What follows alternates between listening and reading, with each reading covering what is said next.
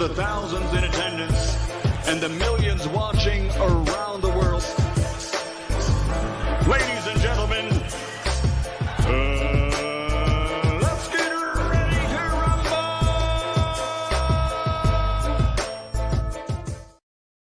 Yeah. What's up? It's the boy, Coach Malachi Williams in the building.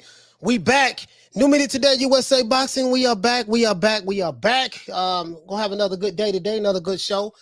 I did see the Tyson Fury, Dillian Whyte press conference. I didn't see Tyson Fury part. I saw the Dillian Whyte part. I like what I'm seeing with Dillian Whyte. I really do. I love what I'm seeing from Dillian Whyte. I like his energy. Really like his energy. And you know what I mean? So give y'all my prediction on that next week. But I really like what I'm seeing from him. I'm glad he spoke. We're gonna talk about that later on in the show. Also this weekend we have what the dude name on the brother Conor Benn is fighting this weekend. And no one is talking about it. Maybe they're talking about it in the UK. I don't know, but over here ain't nobody said two words about that shit. To be honest with you. But he's fighting this weekend, and him and Errol Spence and Ugas is fighting this weekend.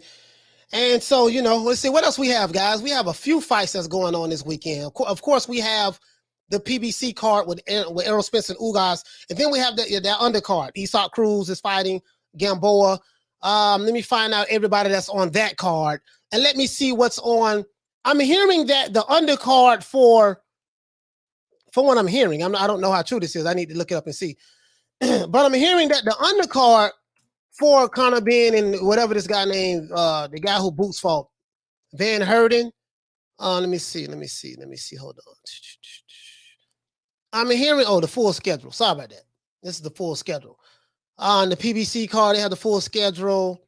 Gamboa versus Valenzuela, Crowley versus Lopez, and I think it's going to be a couple of more people. But we'll see. But let's see what's on this Conor Benn card. No one over here is talking about it. Like literally, no one has said a word about Conor Benn at all. Is it popping over there in the UK? Cassidy, talk to me, fam. Are they talking about it in the UK? Yeah, salute, man. Salute to the can man, Butch Cassidy, man. Are they talking about it in the UK?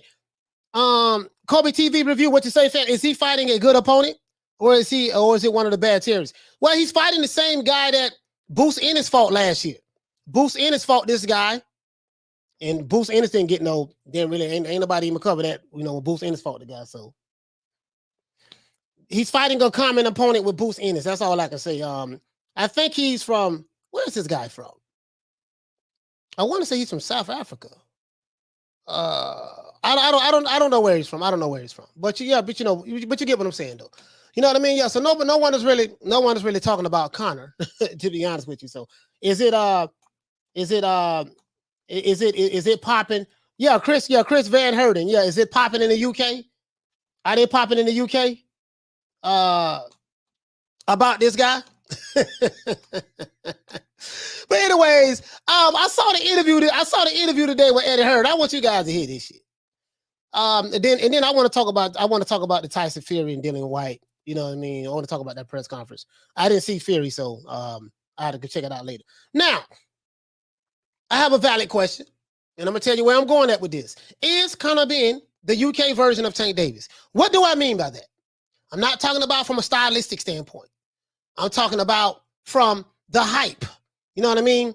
Of course, Conor Benn has not accomplished any of the things that Tank has done so far in his career. We know that. So of course he's not the UK version of Tank Davis as it relates to that. From an accomplishment standpoint, let's throw that out of the window. I'm not talking about that. I'm talking about the hyperbole that I'm hearing from the promoters. Of course, we know what Leonard Ellerbe says about Tank. He's a global superstar. We know that. But what got me was the IFL TV interview I saw with Eddie Hearn. He was saying that, hey, man, Conor Benn is global. He's a global star, you know, and he's selling out, you know, massive events and this and that, yada yada yada yada. And I'm like, yeah, for real, you know what I mean. So I said, let me talk to the people from the UK. Maybe y'all know, maybe you guys know something I don't know. You see what I'm saying? But cause I don't know, like literally no one is talking about, hell, they're not even really talking about outside of ESPN, which is corporate media, outside of the corporate media, ESPN, they're not even talking about Dillian Whyte and Tyson Fury fight. You know what I mean? To be honest with you, outside of ESPN, they're not really talking about it. The American, when I say I'm not necessarily the mainstream media, maybe they said a word or two. Of course, ESPN is invested because they're in business with Bob Arum. But you get what I'm saying, though. Like I talk to people every day. You know what I mean? It's like, you know, they know about, you know, over here in America, you know how it is over here. But I'm like, damn, who, you know, he's saying this guy's a star. Like, where's he a star at? Like, I don't, you know, and I'm saying I'm hearing some of the same hyperbole that, and this is what promoters do, of course, Eddie Hearn, but we'll see. I don't know if he's selling out events over there. I heard he did a really, really good crowd when he knocked out, what the dude name is, Chris Algieri. And I'm like, okay, if he's putting butts in seats, like Leonard Ellerbe says, it's about putting butts in seats. So if it's about putting butts in seats and he's putting butts in seats, then I'm like, maybe he is. So from a hype standpoint and a hyperbole standpoint, and from when he does a show, the fans come out and pay to pack the venue to watch him fight. That's what I mean by that. Shout out to Will, Big Will. What's going on, fam? Hey, okay. For dropping that $2. Bam, super chat on your boy. Hey, Leroy. Super chat received. Playtime's over, boy. What you say, Will? You say he is popular in the UK because of his dad. Okay, yeah. All right. If you're new to the channel, please subscribe, hit the like button. If you're new to the channel, please subscribe, hit the like button. Because of his dad. Okay. Yeah, I mean, okay, well, on this, I'm just saying, like, yeah, Nigel Benn, his dad was a good middleweight and super middleweight when he's a 2-division champion. But of course, this has nothing to do with Conor. You see what I'm saying? So it is what it is. But let's get into this. Now, Conor Benn wants all of the big fights, says Eddie Hearn in a recent IFL TV interview. Conor Benn has an upcoming fight this weekend on the same day as Spence Ugas. And that fight is on DAZN, if I'm thinking correctly. I think the fight is on DAZN, and he's fighting a guy by the name of Chris van Heerden. Hearden, or whatever. You see what I'm saying? Now, Conor hasn't won a major world title like Tank has, right? But he's being built domestically very nicely, according to what Eddie Hearn is saying, right? He's being built domestically, you know, over there in this country. You know, I get it. You know what I mean?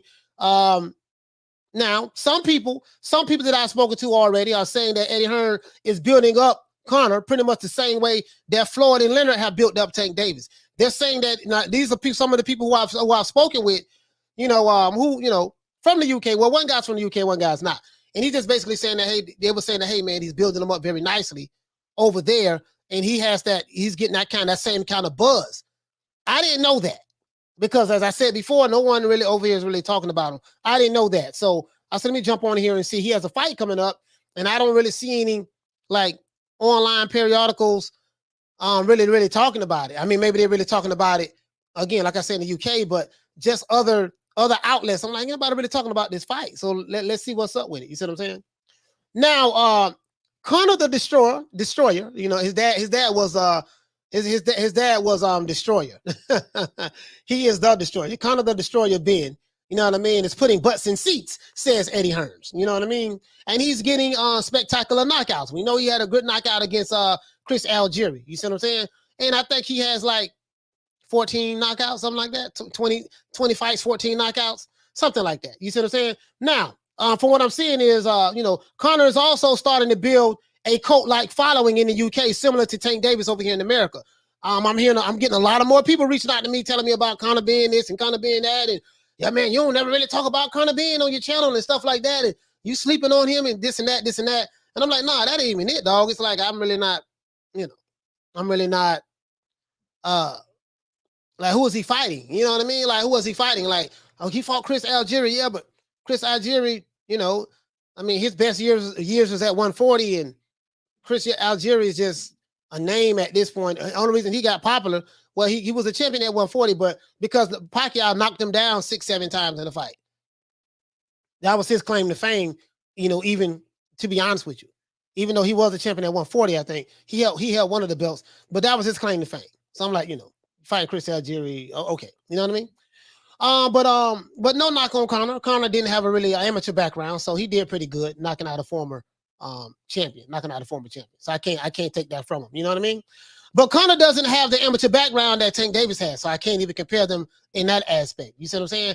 I'm just looking at it from a fan, like a popularity standpoint. I don't know what's going on. I don't know what his following is like over there in the UK. I don't know. You said I'm not going to lie to you. You know what I mean? I really don't know. I'm only going by what Eddie Hearn is saying, and just from the stuff that I've seen, I'm like, well, I don't know. We'll see though. You know what I mean? He has a fight coming up this Saturday, so I want to talk about it. Of course, we're going to talk about the other fights tomorrow. We're really going to hone in on the predictions, what we see, what I think is going to happen in the fight with Ugas and Spence, and then move forward. So we're gonna have a good show tomorrow as well.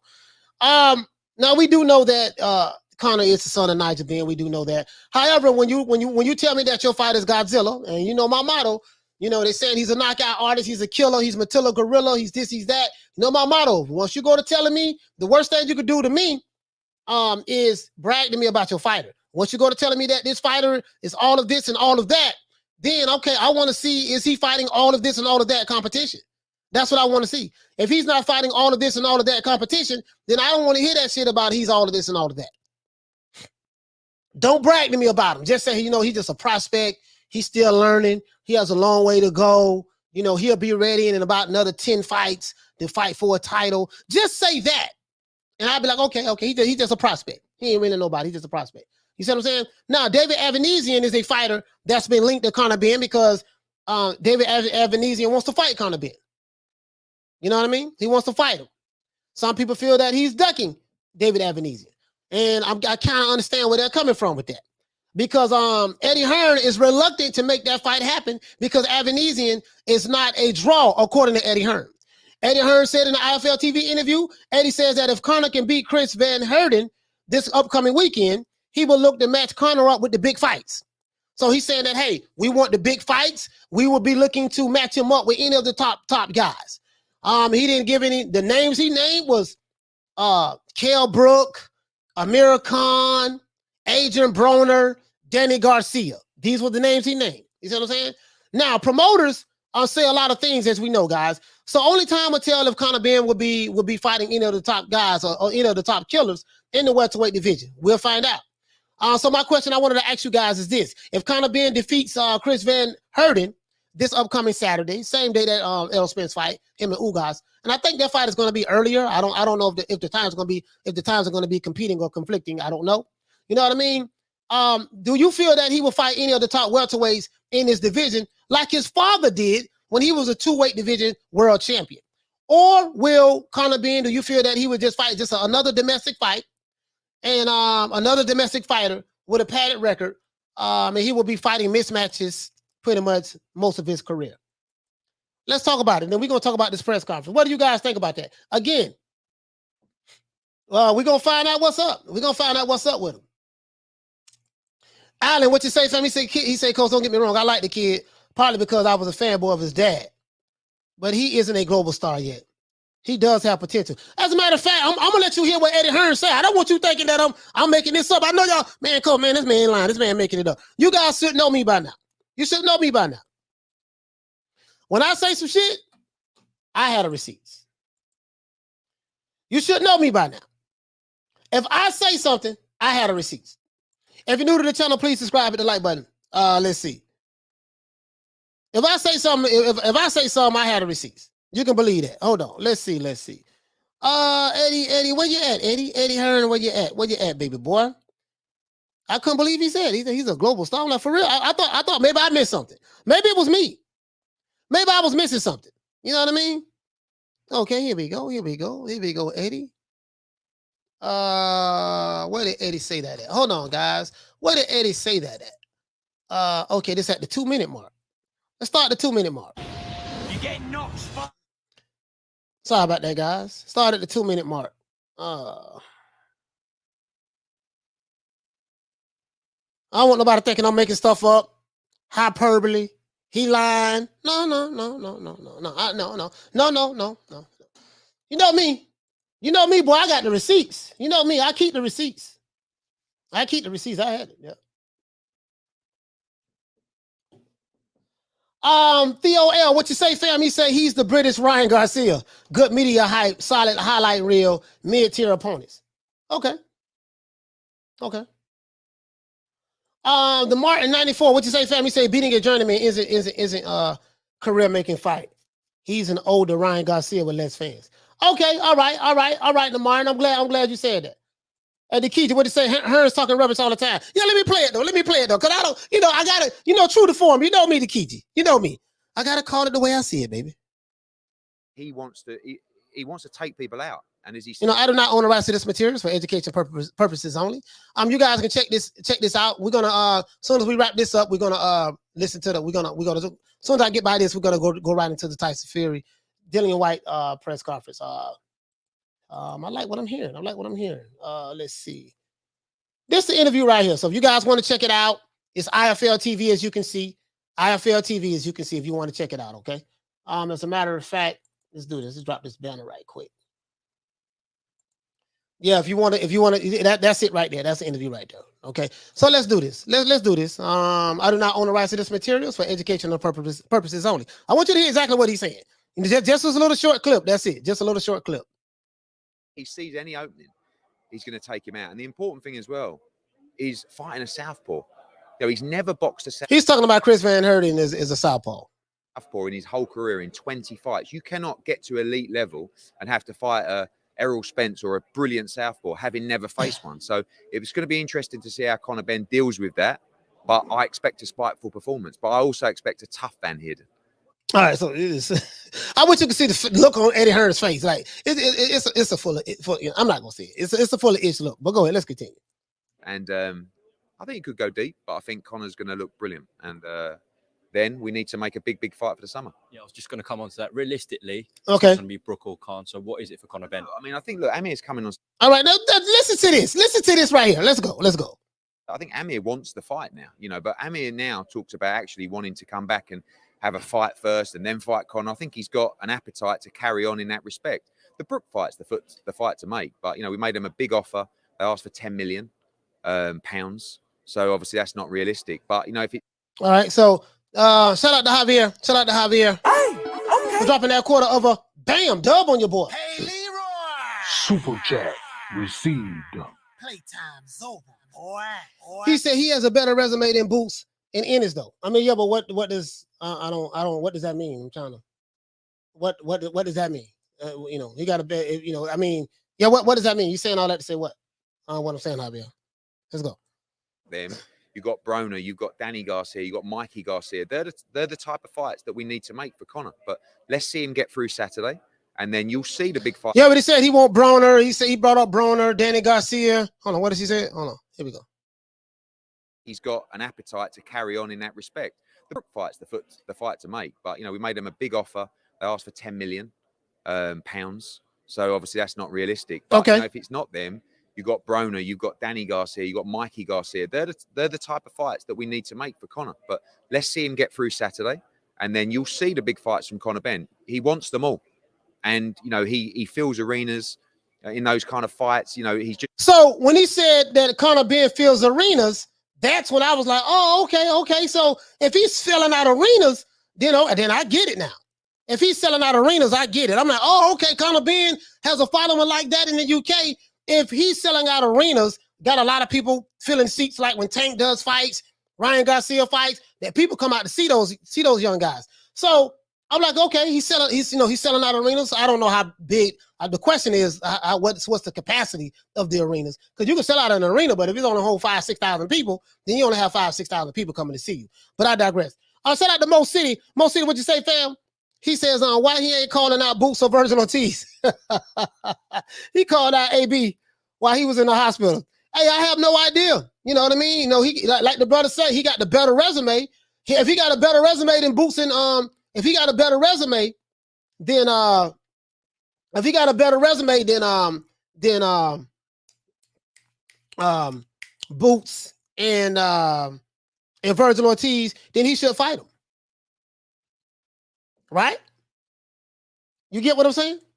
Shout out to Will Lynch. Hey, okay. For dropping that half for hundo on your boy. Hey, Leroy. Super chat received. Playtime's over, boy. Will, what you say, family? Say Boots versus Ben is what I want to see. Yeah, I want to see that. As a matter of fact, I want to see all those young guys mix it up, to be honest with you. But yeah, I would love to see that. I would love to see that. Like the guy said, he has a better resume than Boots. Okay, I would like to see him fight Boots then. If fighters took the Tim Witherspoon route, I think we would know what these kids are made of. Tim fought Larry Holmes with only 15 fights. And in a lot of people's eyes, he won that fight. Yeah, a lot of people did think he won that fight. Keep up the good work, Coach. I appreciate that, Will. Let's give Will a round of applause.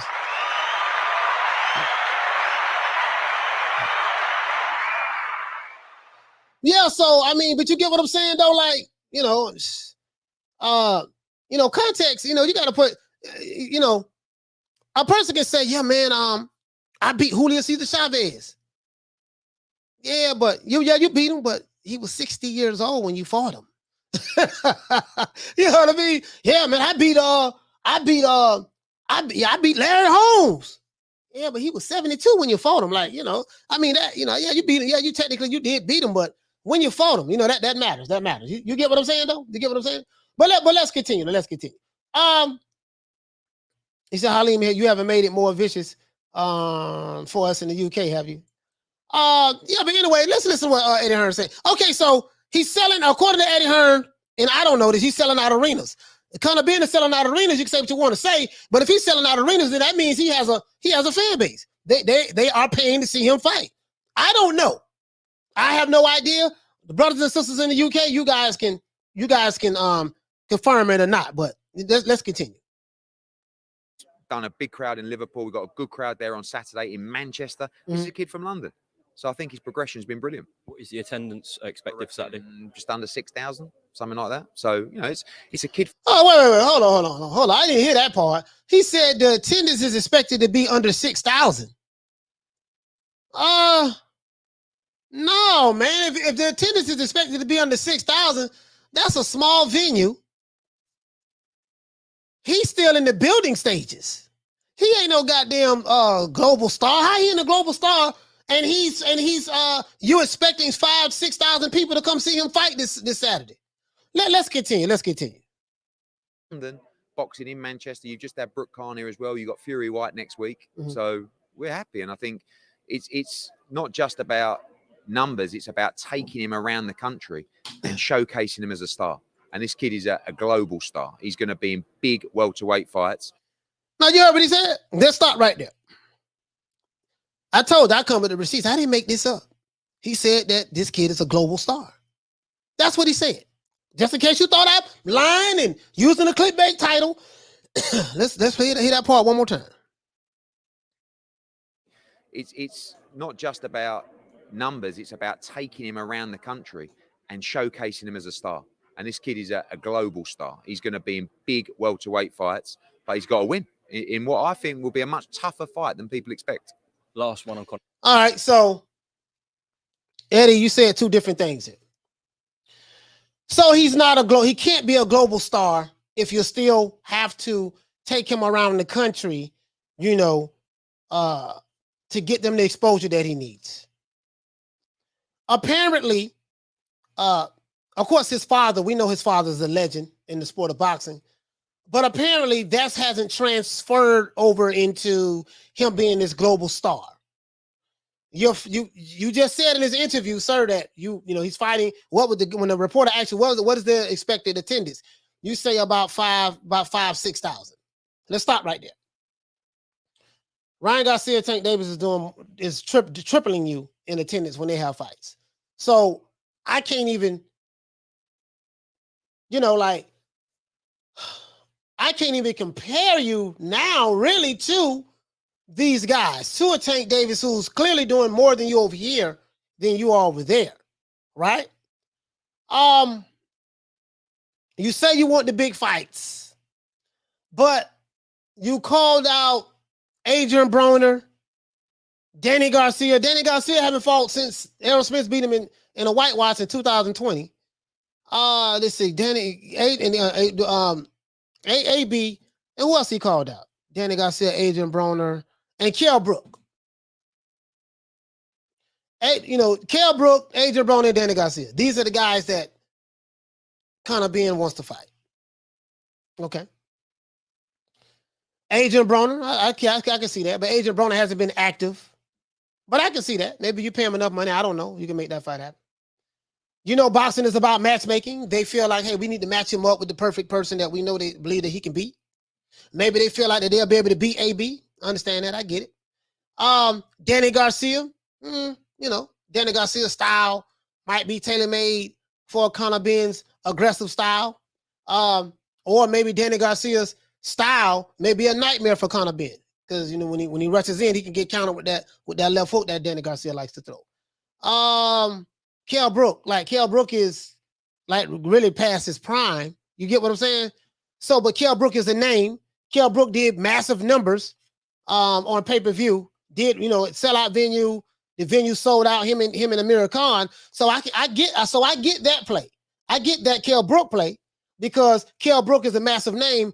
Even though if he's past his prime. So what they're doing is they're betting that Conor Benn, hey man, he can beat Kell Brook because he's an older guy.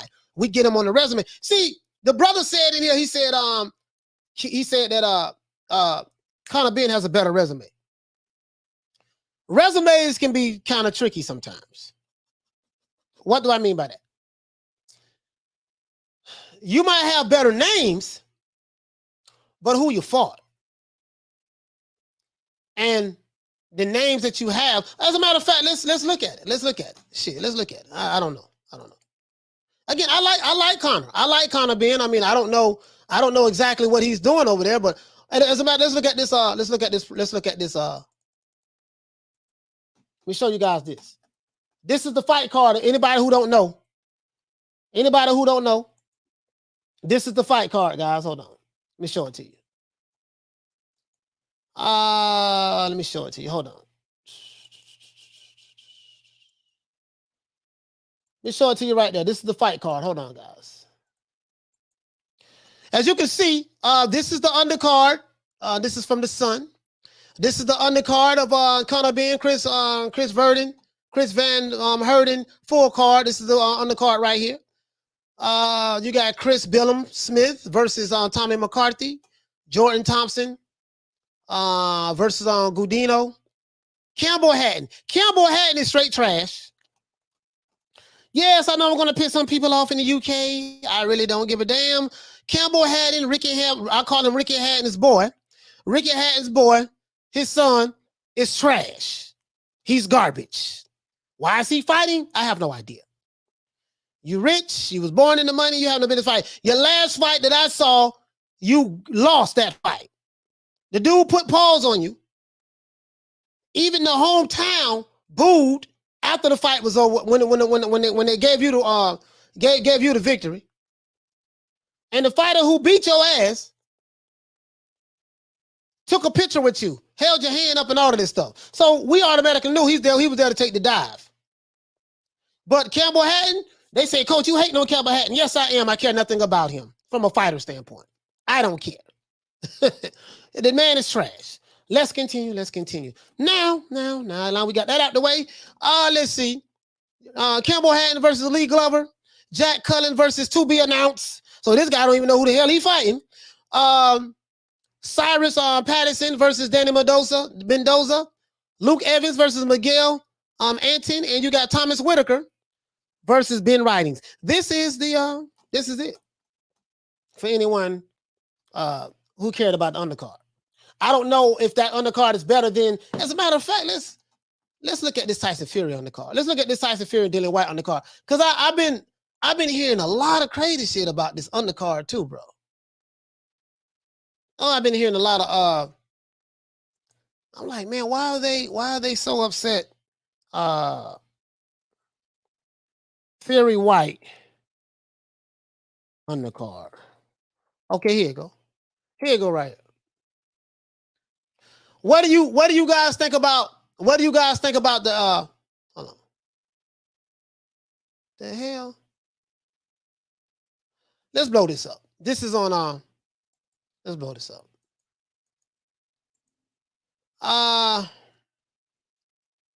What in the easy?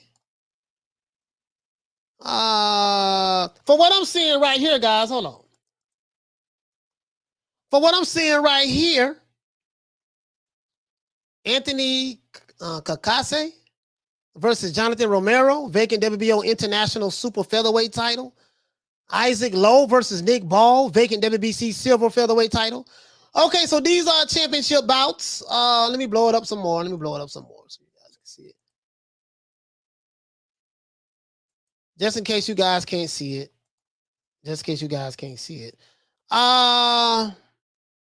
Isaac Lowe versus Nick Ball, vacant WBC Silver Featherweight title.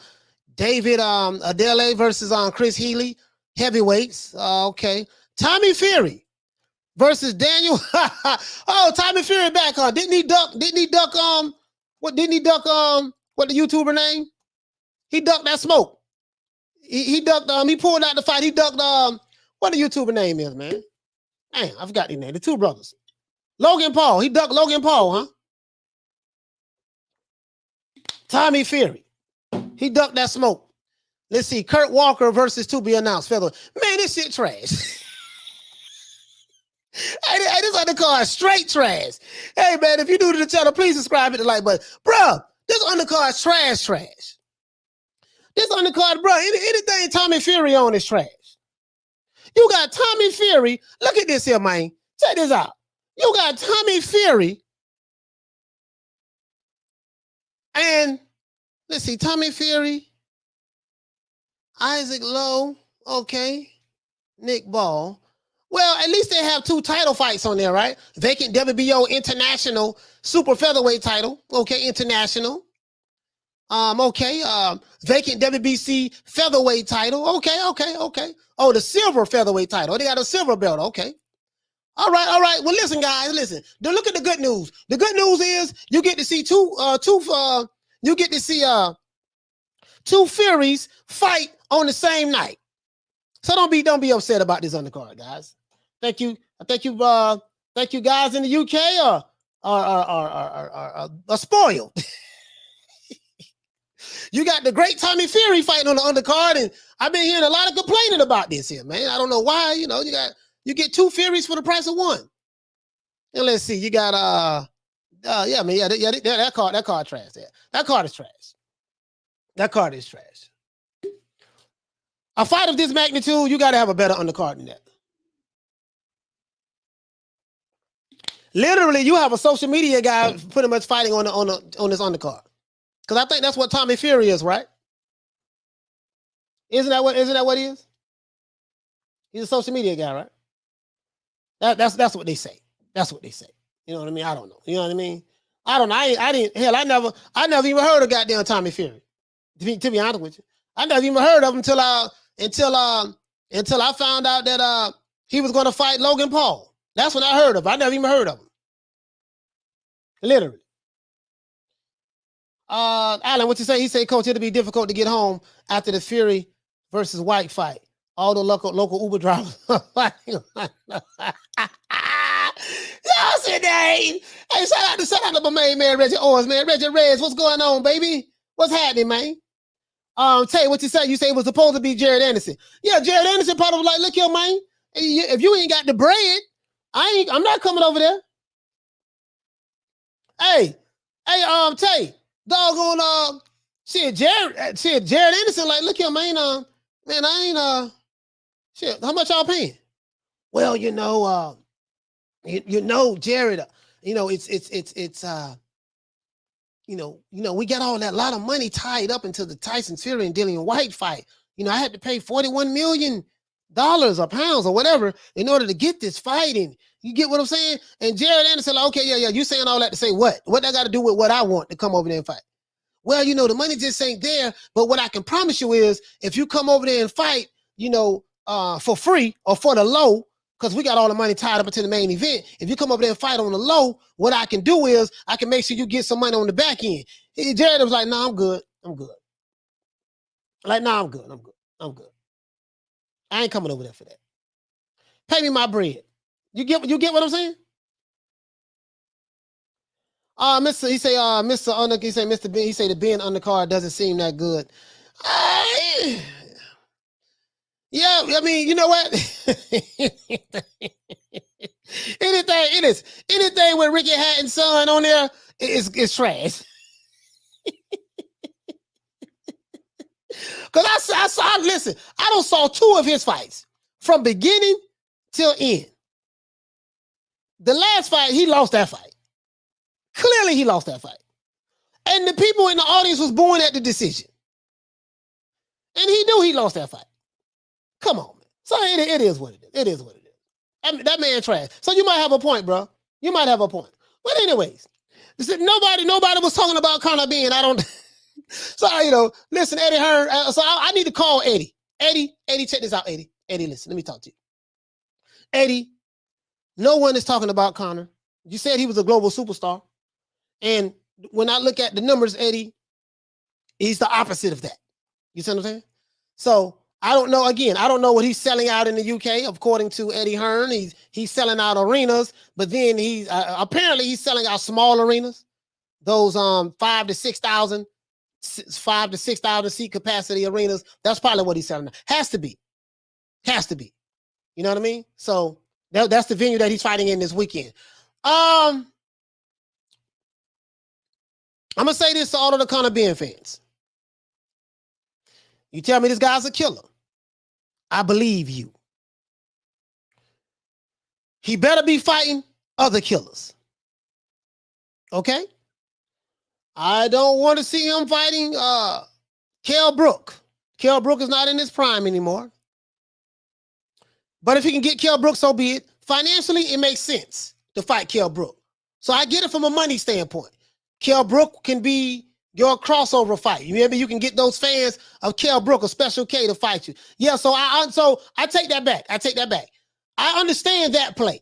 I understand the Kell Brook play.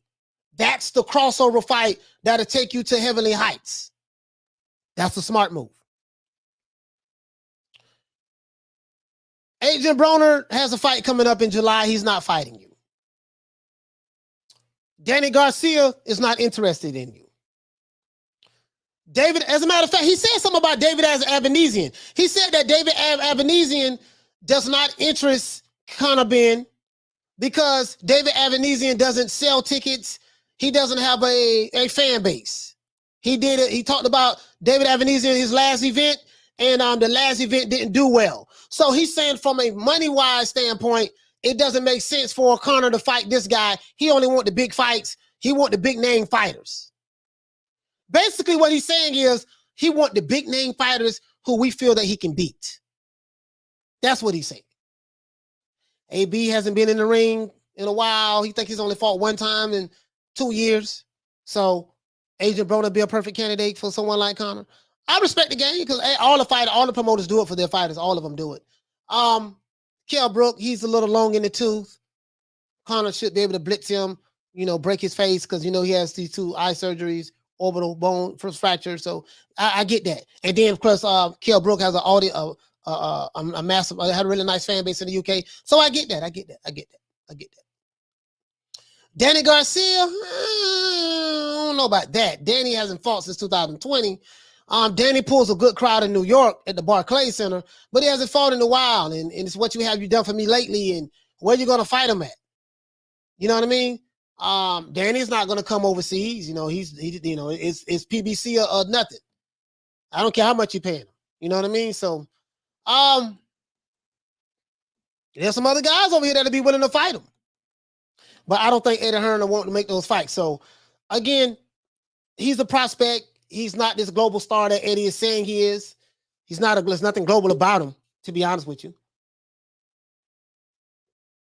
Unless anyone can show me something that, because you can show me something. Can anyone show me something? I don't know. I have no idea.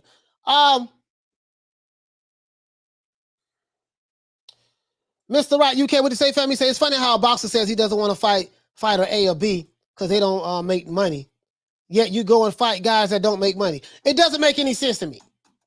You see the irony in that, the double standard in that. Now, I'm gonna let you listen. I'm dead serious, bro. I'm not making this up. Hold on. Negative note, but you did a piece with him that Matchroom put out. Check this out. Carl Greaves quoted that and said that he's speechless I think people are alluding to the fact that you said he's done British level, done European. Okay. He hasn't boxed Esserman and Avanesyan, British and European champ. You can't. No disrespect to Esserman. Listen to You this. can't put Esserman anywhere near world level. You can put Avanesyan on world level, and I've said it before. Avanesyan's a world-class fighter. That's the type of. I do not own the rights to this material. It's for education purposes only. Listen to this. Mr. Wright UK, where you at, bro? Listen to this, fam. Check this out. Listen to what he's saying to back up, to support what you're saying. Right, we should be in next. But by the way, you think I'm going to put him in with Avanesyan over Danny Garcia, Mikey Garcia, Adrian Broner, Kell Brook? Do me a favor. They sold about 400 tickets for Avanesyan fight, right? Have you seen the viewing figures on BT? It was about 6,000 people. Okay. Averaged audience for David Avanesyan to fight, right? He has just boxed. I mean, what was the last fight he boxed? Metz, right? So he's saying, listen, he's doing a whole lot of nigga explaining right now. He's saying, yeah, man, you know, David Avanesyan, his numbers is horrible. And yeah, Conor will fight him. We'll put him in there with him. But did you see his numbers from last time and this and that? And did you see when his uncle was doing the hopscotch? And you see it, you know, no one is, you know, he's saying everything, but dude, are you gonna make this fight? You said you wanted the big names, David Avanesyan. I mean, clearly you're not trying to fight Virgil Ortiz, the Boost Ennis, or any of those top guys that's over there, that's in his age group, or maybe even the older guys, the other champions. You clearly not trying to fight those guys. So I understand that. So, but you know, if you can fight Chris, what's his name, Chris van Heerden, you can't fight Avanesyan.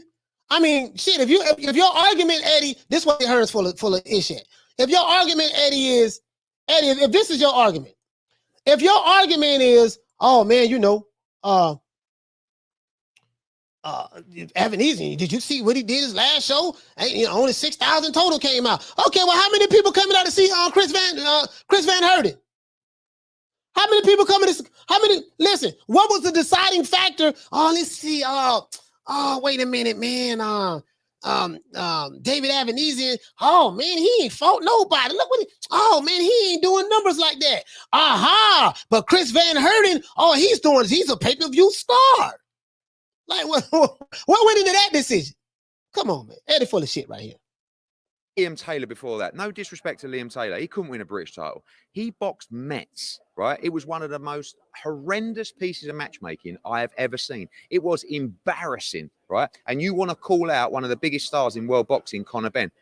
Listen, Avanesyan, world-class fighter. Not dispute. He said you want to call out one of the biggest stars in world boxing, Conor Benn. Let's see what he said. Let's see what he said. But I need a guy and a fight that's going to fill up a big arena in the UK where worldwide audiences are going to clamour for. Not a guy that's just sold 400 tickets and done a 6,000 audience. I'll give him the respect of being a world-class. You heard what he said?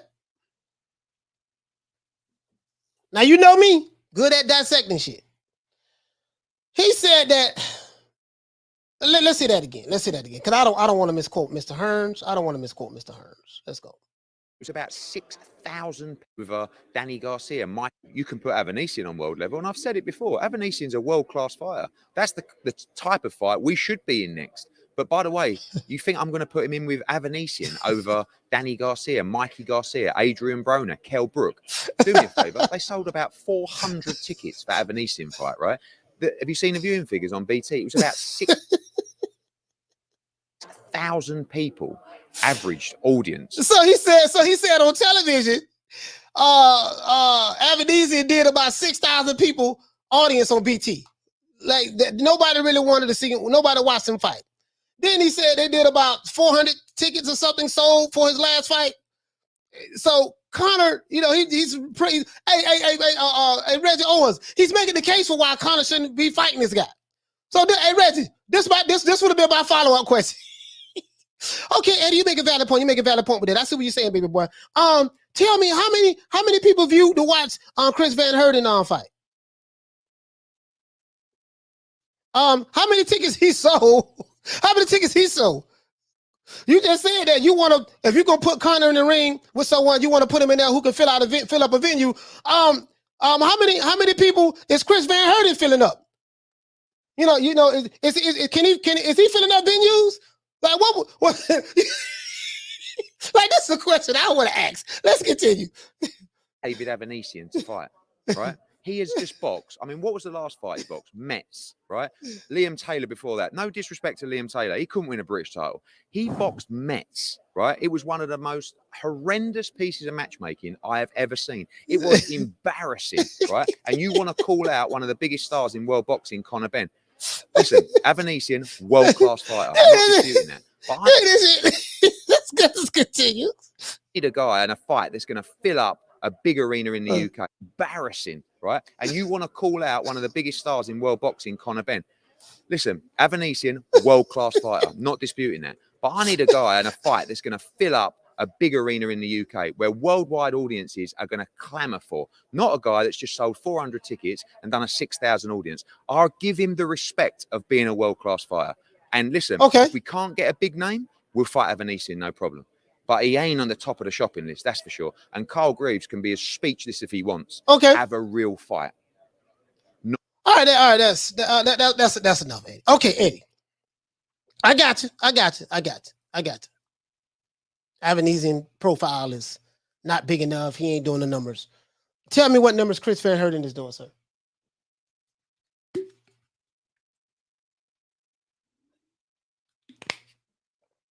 Can you please tell me the numbers what Chris van Heerden is doing, sir? Please. Inquiring minds want to know.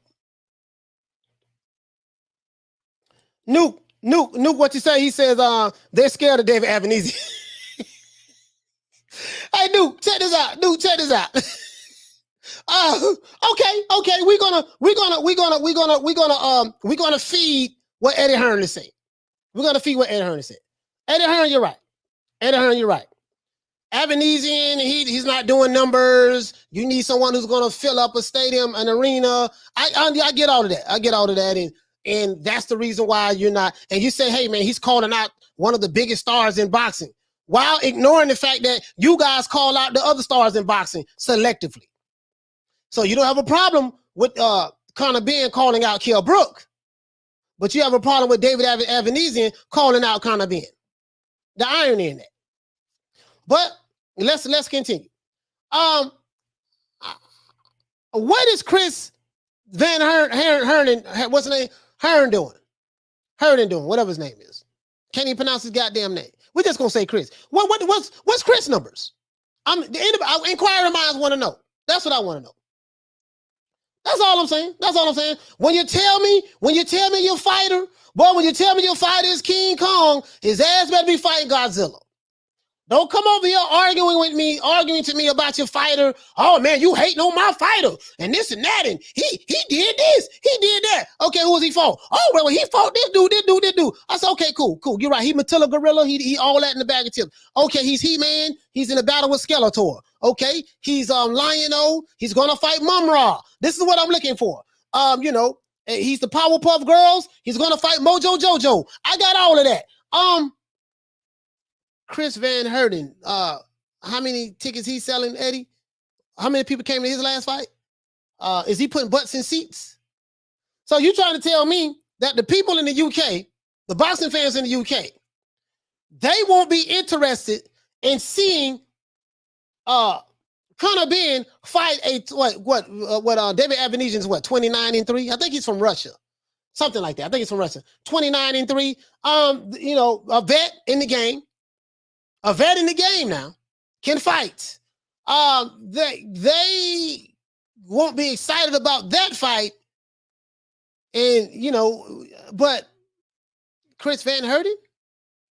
Like I'm trying to follow Eddie Hearn's logic. We don't want to fight nobody who ain't doing the numbers. Okay, fine. But why are you fighting Chris van Heerden? What type of numbers he doing? I'm pretty sure he ain't doing the numbers. So how did you make a decision? What was the deciding factor in, okay, this guy ain't bringing the numbers and this guy ain't bringing the numbers. Fighter A doesn't bring numbers. Fighter B doesn't bring numbers. We're going to pick by fighter B. You know why you pick fighter B instead of fighter A? Because fighter A is a tougher fight. That's what this is. So instead of saying, hey man, look here, baby boy, check this out. This is a harder fight for us. If we take this, if we take this fight right here, this is a harder fight for us. If we take the Avanesyan fight, so we're gonna take this other geezer over here, safe pick. Just say that. Just say that. That's all. That's all. Just say that. Diallo, he said just got done watching the final press conference. I saw which press conference you saw? Which press conference you saw? I saw the moving on.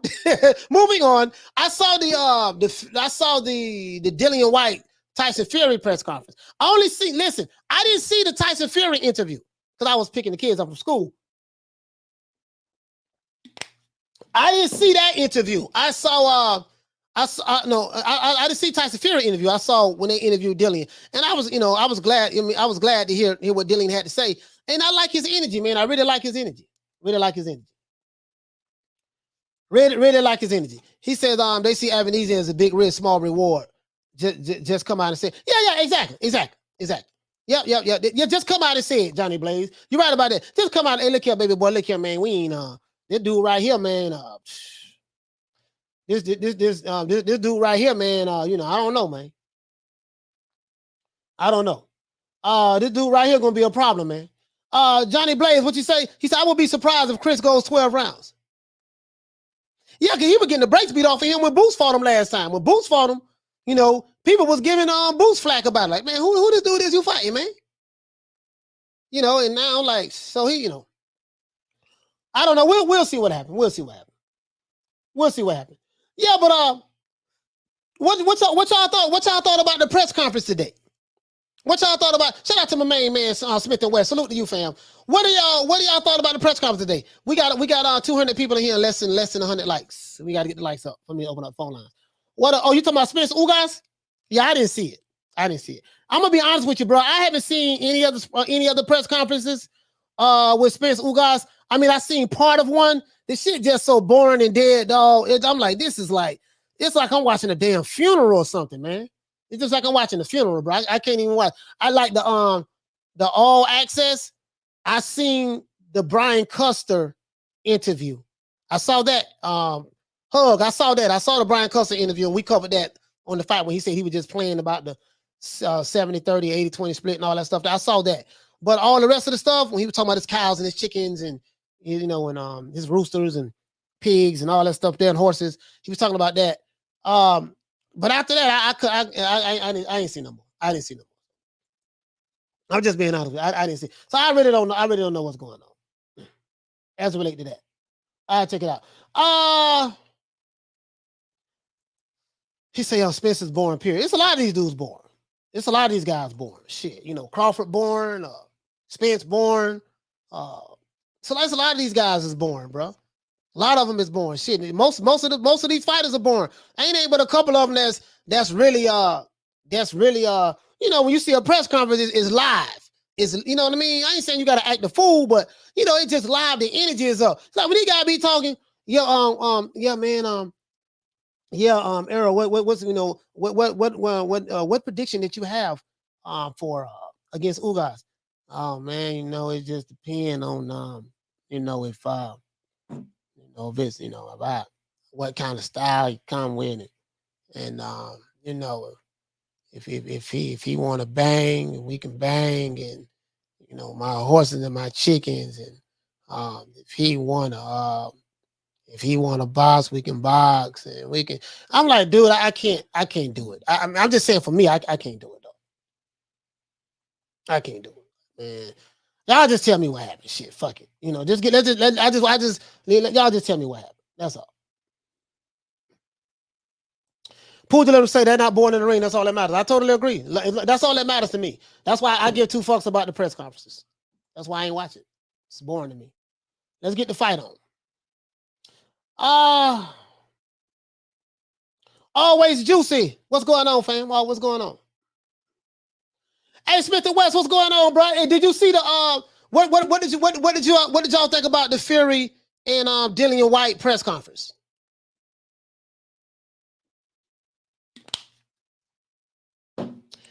I'm not gonna lie. I'm gonna tell you guys the truth. I was kind of disappointed in the press conference because it was a virtual press conference. It was a Zoom. I was hoping that they would be, face to face. Maybe they'll be face to face next week. But you know what? That'll probably happen next week. My bad. I'm being impatient. That'll probably happen next week. Next week, they'll probably, of course, they're going to be in the same building. So yeah. Next week, I think the Dillian Whyte Tyson Fury press conference is going to be lit. I think it's going to be lit. That's my bad, dog. My bad. I'm thinking, damn, they fight next week. Yeah, but I was hoping that they can, be face to face. But we'll see that next week, the week of the fight week. I know Eddie Hearn, not Eddie Hearn. Frank Warren was I know Frank Warren was happy that Dillian Whyte, came out and showed up. The virtual press conferences, they be kind of boring. They ain't no kind of, but they be boring. I ain't gonna lie. The virtual press conferences, they be boring. So, but it is what it is. You know what I mean? Like I said, a lot of these fighters, they just boring as hell, man. But all that matters is what they do in the ring. That's all that matters. Fuck it.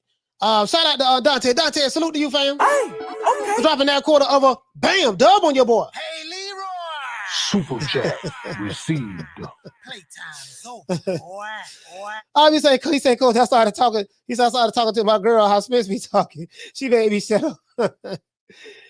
Man, I don't know, man. I was sitting back and, I just, it just depends on what.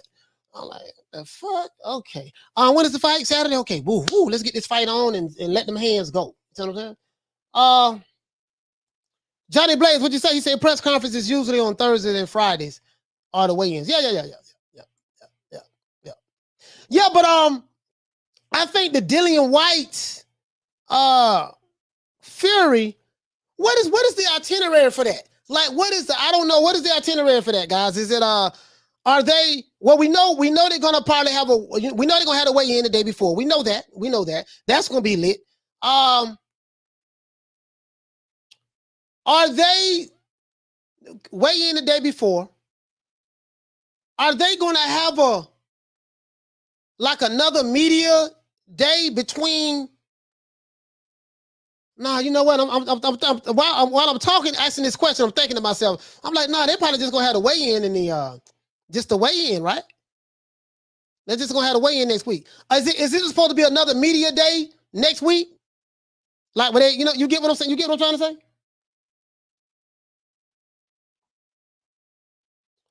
Ron, what'd you say? He said between Frank Warren and Tyson Fury. Dad, I don't blame Dillian Whyte.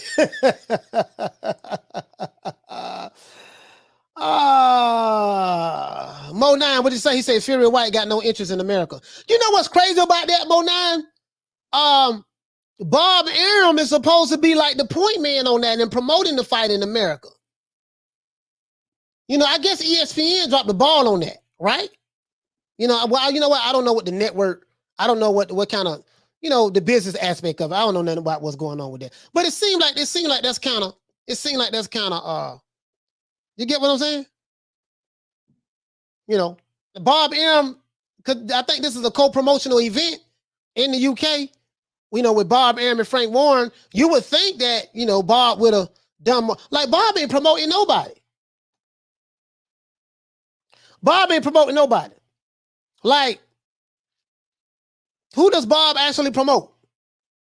Like, who is he actively promoting, building, getting their name? Like, he ain't promoting nobody. They just sit back and, shit, if you just put it on our social media page, letting ESPN talk about the fight, the week of the fight, or the week before the fight, and let the people, they don't, bruh, I swear, it's so different, dog. She said, I thought they were doing a virtual press conference. Yeah, they did do a virtual press conference, Carm. They did do one today. I'm not in the loop as it relates to, like, what is the media obligations were. Because remember, what it was about a month or so ago, where, everybody was bitching because, oh, man, Dillian Whyte didn't show up at the press conference to promote the fight with Tyson Fury, even though Tyson Fury did the same thing with Vladimir Klitschko. But that's neither here nor there. It's double standard. But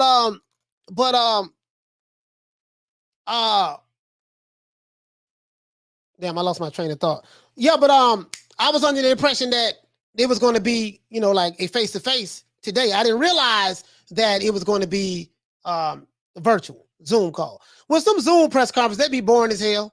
You know what I mean? But being a Zoom call, press conference, that's understandable to be boring. But when you're face-to-face and trying to promote a fight, I would think that there's no way that it should be a little different, but it is what it is. Fuck it. It is what it is. Oh, shout out to my main man, Big Heck. Let's give him a round of applause for becoming a member.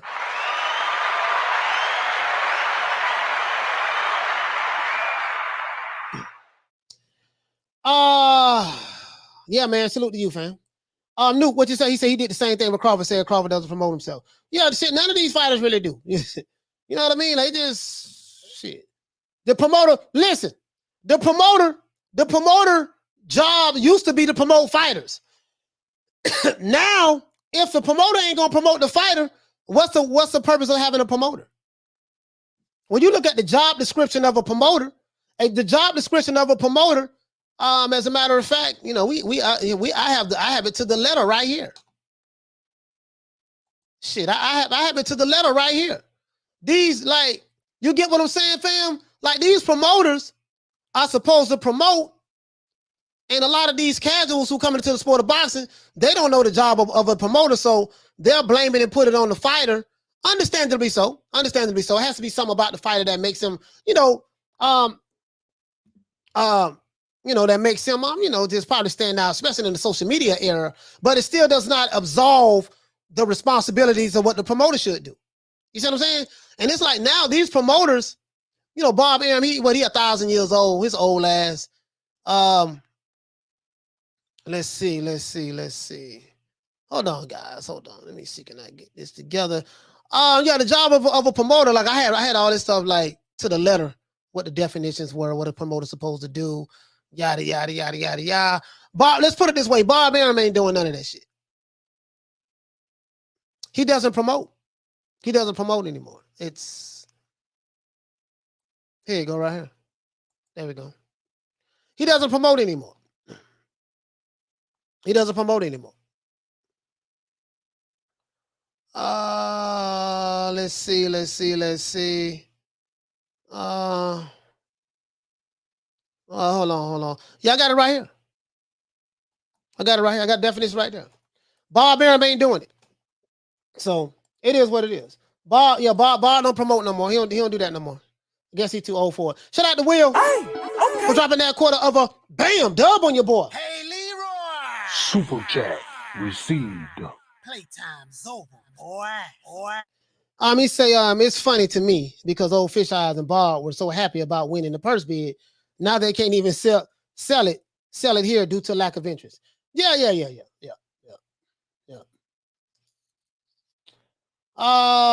Johnny Blaze, he say, man, Top Rank do push the hell out of Nico. He fights more than Canelo.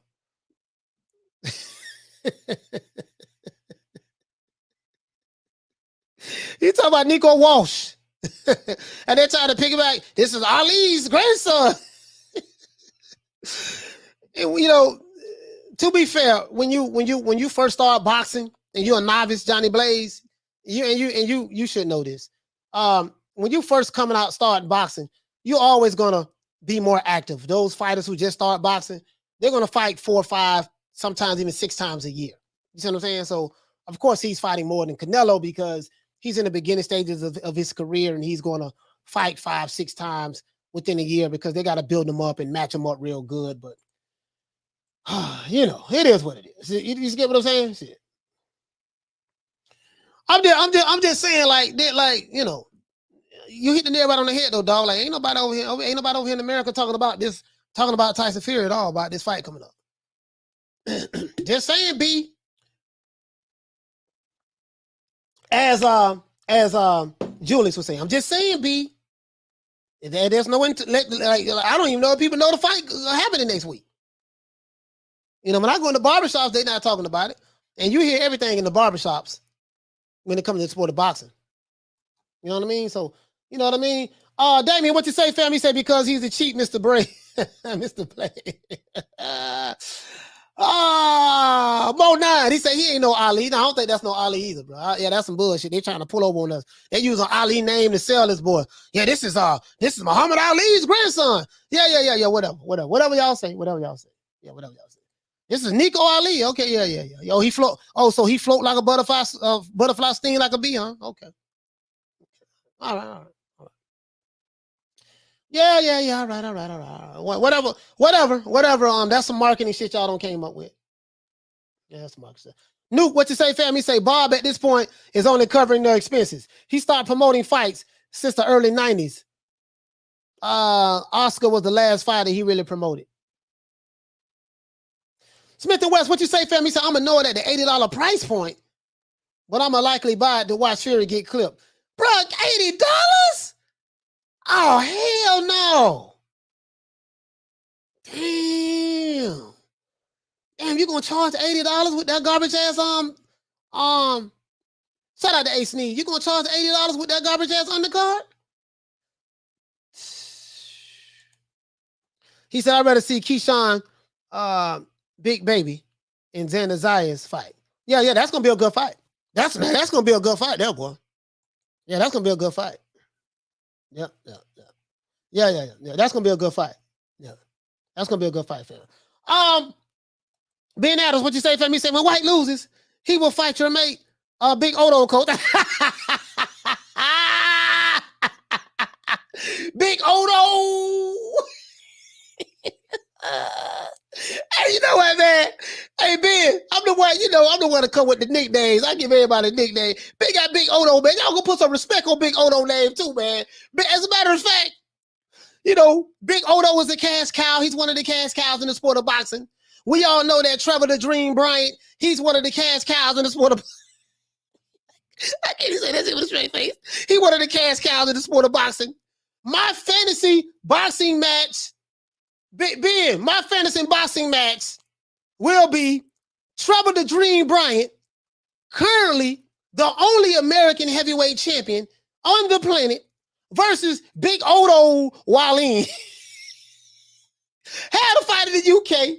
It's going to be a star-studded affair. Shout out to Big Heck. Shout out to Hector Garcia. Hey, okay. We're dropping that $3. Bam, super chat on your boy. Hey, Leroy. Super chat received.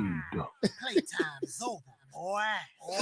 Hey, now Hector say Nico Ali inspires even the best, coach. Man, let's not call that man Ali. We're just going to call him Nico Walsh. That's his name, Nico Walsh. Nico Walsh. We did it first, and we motivate even the greats. This is different. You understand? We have Jennifer Lopez, we have Maluma, we have J Balvin, we have. So when I called him up, I was like, "Yo, what do you think? What do you think, Eddie? If we bring the belts together?" And Eddie said, "That shit is a good idea." Heck.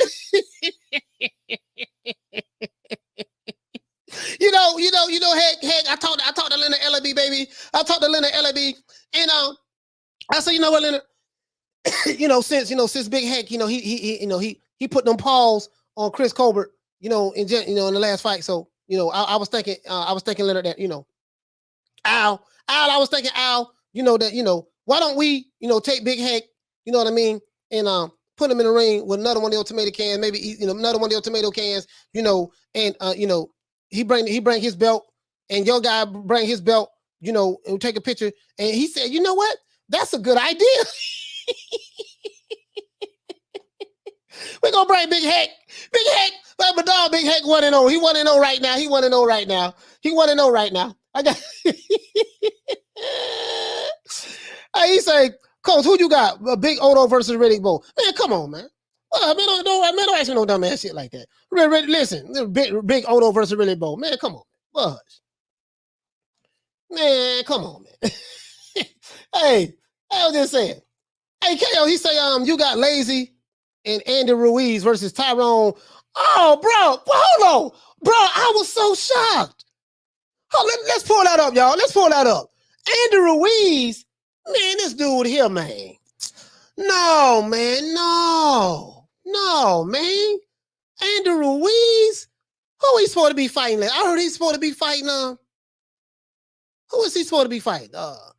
Is it a tomato can or is it let's see what's up. Let's see what's up. Who is he fighting next? As a matter of fact, is that a PBC fight? Is that Andy Ruiz? Who is he fighting? He fighting Hobo Sam? Who is it?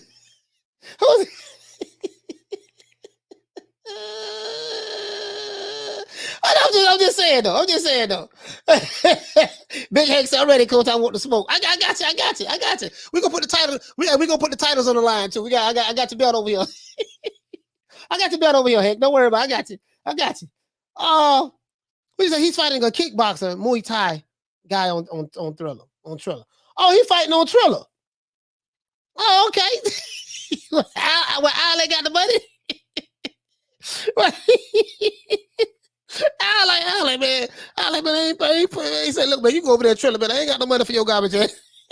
He said, coach, apart from Tommy Fury, I don't know anyone on the undercard. I'm gutted Anthony Yard is not on there. Yeah, I don't know why Anthony Yard is on there, and I know that Frank Warren was expecting Jared Anderson to be on there as well. So I guess when those two guys were not able to show up or whatever, he needed to pay them. That's his fault. If you don't want to pay these guys, them people ain't gonna come. Them people ain't boxing. Them people ain't fighting for. Yeah, man. Yeah, I ain't got no money for you, but you can get. But you listen. Check this out, baby boy. I got $5, a frozen cup, pack of lemon heads, and I'm gonna give you some back end on the strength of the pay per view. People ain't going for that shit. People ain't going for that, man. Let me say, but Ruiz. Let's look up who Andrew Ruiz fighting, man. No, man. Hold on, Smith and West. Shout out to my brother Smith and West. He say Tyrone Spung. Oh, failed the drug test. That's why Usyk ended up fighting Witherspoon. He fighting a dude named Sponge. That's Sponge or Spung. Oh, Spung. We're just gonna call him Sponge. So he fighting SpongeBob. Andrew Ruiz fighting SpongeBob. Hold on, man. Let's look this up.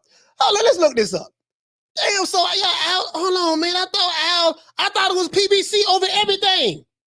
I thought PBC don't cross the street. What happened? Oh, Andrew Ruiz. Man, shit. Hey, man, Al, call Al. Big Al. Check this out. This is Andrew Ruiz. Al, what's going on? Andy, what's up, man? Hey, look here, baby boy. Check this out, man. I got this fight that I'm looking to hook up. And you know I made a lot of money fighting Anthony Joshua in the first and second fight. So we do know that I'm a cash cow, Al, and I know, I got the Mexican fan base, and we automatically know that when I come out and fight, they coming out, the pay-per-views are gonna be off the hook. Al Haymon probably say, man, look here, man, check this out, man. Dog, the last pay-per-view you did, that shit flippity flop. We lost a whole lot of money on that pay-per-view, bro. When you did like 100,000 pay-per-view buys, you and Chris Arreola. And you got knocked down against Chris Arreola, had to come back off the canvas, and you couldn't stop him. You fluked up and knocked down Anthony Joshua. You stopped him in the TKO. You made some money on that, little money on that. Called him, second fight, you got beat 12-round decision. You lost every round. Then you hooked up with Eddie Reynoso. This is Al Haymon talking to Andrew Ruiz. Then you hooked up with Eddie Reynoso and Canelo. You did that. Went over there to them, right? Then you fought Chris Arreola. That shit ain't. We lost so much money on that fight because we overpaid y'all in the last fight. Technically, you still in the hole with me. Then now you talking about you want me to put some big money up for the other fight. No, man. The people ain't come see you your last fight. That fan base you talking about, they didn't come see you that last fight, and they didn't buy your pay-per-view numbers. So the Mexican fan base, that shit went out the window because they didn't buy your shit last time. Now you want me to put a boatload of money up for you to fight who?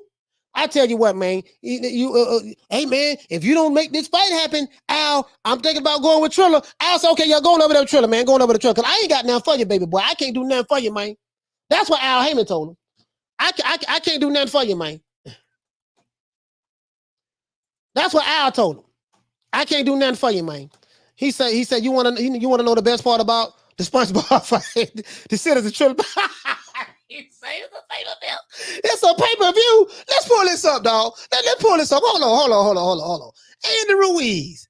What's Andy Ruiz's nickname? What they call him? Andy, what's Andy Ruiz's nickname? Let's look Andy Ruiz up, man. Andy Ruiz.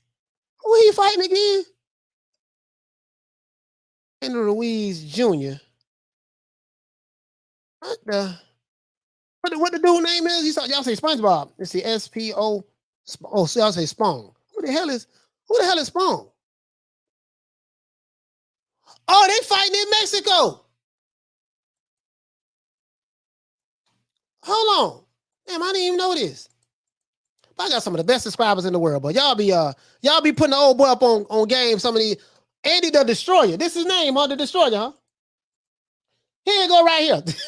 Here you go right here. He said Triller has no network. It has to be pay-per-view. Okay, Carm. I got you. Anyways. Here you go right here. Hold on. Let's pull this up. Let's pull this up. Big Andy. Okay, they on Triller. Every time I think of Triller, I think about Thriller, Michael Jackson Thriller. Make me want to say, he say, first ever unified heavyweight champion of Mexican descent is coming to Mexico City on July the 16th. Here you go right here. Here you go. Let's watch the trailer. Here you go. There you go, y'all. I know y'all excited. July the 16th. Know y'all excited. Spung. What did they say? Ruiz versus Sponge. In Mexico City, that's the Ruiz versus Sponge. Okay, we gonna say Sponge. That's we just gonna say Sponge for, you know. Is that Sponge or Spawn? We just gonna say Sponge. Okay, so SpongeBob. All right, so Thriller Fight Club may be out of the Jake Paul business as well as the Mike Tyson business. But that won't stop the Comeback Sports promotion from staging its latest and greatest pay-per-view. Let's blow this up a little bit more. Whole lot of more. You just sit here, you don't know what I'm talking about? Let's make this happen, man. Let's see what's up. We got Andy right here. It says that but that won't stop the Comeback Sports promotion from staging its latest and greatest pay-per-view event. They said greatest. Pay-per-view rivalry, which continues on July the 16th in Mexico City, when former heavyweight boxing champion Andy Ruiz Jr. battles kickboxing icon Tyrone Spung. Okay, Spung, 36, is 14-0 in the Sweet Science with 13 knockouts. No question that 32-year-old, we say 32 over here. No question that 32-year-old Ruiz Jr. will be his toughest opponent to date.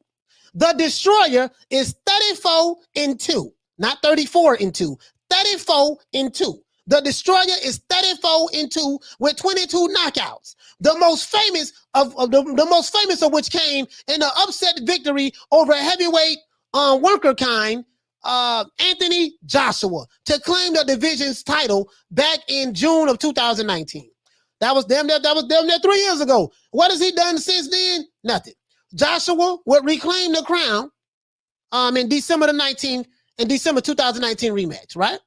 Boxing fans haven't seen Spawn compete since his technical knockout over the unheralded, Jason Menda back in the summer of 2019. I don't know who Jason Menda is, guys. We don't want to know who Jason Menda is. I don't know who he is. Maybe you guys can help me with that.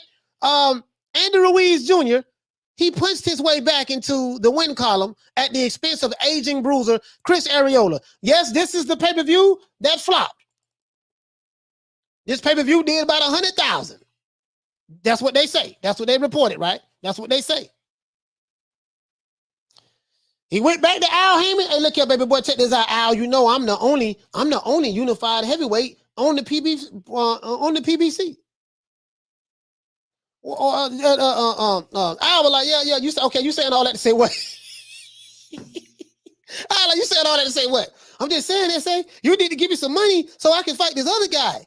You know him in cash cow, right? Al, like, look here, man. Man, I'm listen, bro. Remember them $50 you was getting paid prior to fighting Anthony Joshua? Yeah, you back to paying that. Today's price is different from yesterday's price. So look here, baby boy. You still in the red. You still owe us money. We lost money. We gave you too much. We gave you too much goddamn money on that last fight. We lost a whole lot of money on that. Look here, baby boy. Check this out. Here go $50. Pack of annihilators. Pickle pig feet. I got a pork chop sandwich over there with you with some extra mayonnaise on it, just like you like it. You see what I'm saying? You know what I mean? Got some hog mogs over there for you. You know, I know you like them hog mogs. You know what I mean? And I'm gonna give you 50% of the pay-per-view on the back end. You know what I mean? So that means you know what the back end mean. I mean, you ain't gonna get paid the rest of your money. And we're gonna call it a day. Look here, man. Triller is saying they got a bag for me. Triller said they got a bag for me. We don't know what he getting paid yet. We got a bag for me, man. So if you don't step up, I'm one of your star fighters. You don't step up, I may have to go over there to Triller. I'll say, look here, man, go on over there to Triller, man. Go on over there to Triller. Go on, you can go over there. I ain't got no problem. You can go over there.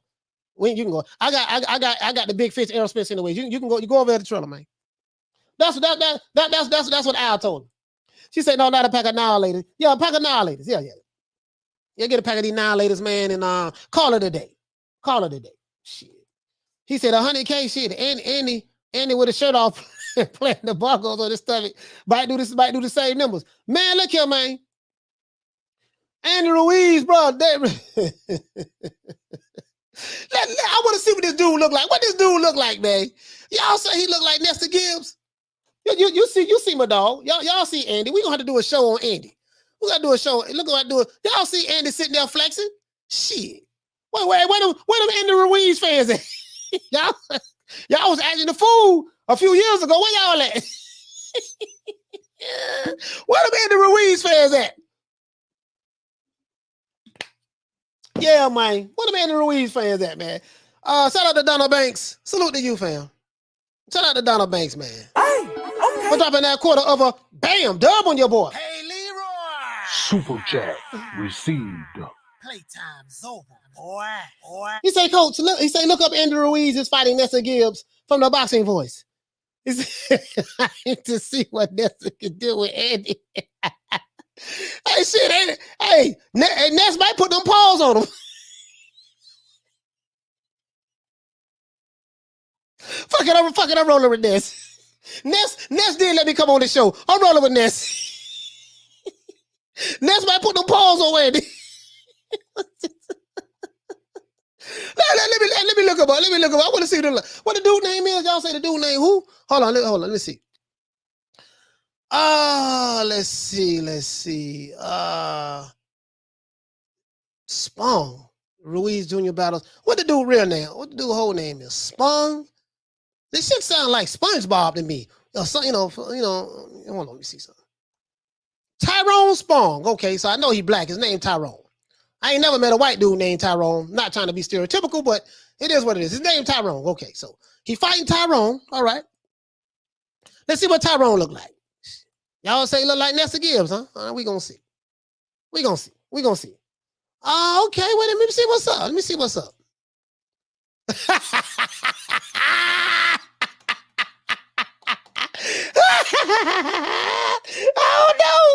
I don't know. He look like Ness. I don't think he look like Ness on the low. Okay, he ripped though. Nah, he ripped. Okay. See, he got okay. All right. So this who Andy gonna fight next? This who Andy fight next? All right. Okay. Let's look and see. Well, you know, in boxing, you can't go by how a person look. That don't mean nothing. Now remember what Umar Johnson say? What do you mean? What do you mean, our brother? Remember Umar Johnson? Who won the fight between Tyson Fury and Dillian Whyte? Tyson Fury and Deontay Wilder. Please tell me our brother. Please tell my brother didn't lose. No, he said, please tell my brother lost. Please do not tell me that our brother lost. And then he say, what do you mean? Our brother was chiseled. He had that old goon strength. He lost the mayonnaise, man. Big Tyson Fury was fatted. So we can't go by the size. Because we know that don't work. But look, check this out. So he fighting Tyrone. So Andy Ruiz, let's see. Andy look kind of good right here, though. He look kind of good, like he in shape right there. And so Andy fighting Nestor Gibbs wannabe, huh? Well, he's 36. I don't know who's older. Who's older? If he's older than Ness, then that means Ness look like him. Oh, he's fighting okay. Oh, this dude kind of big though.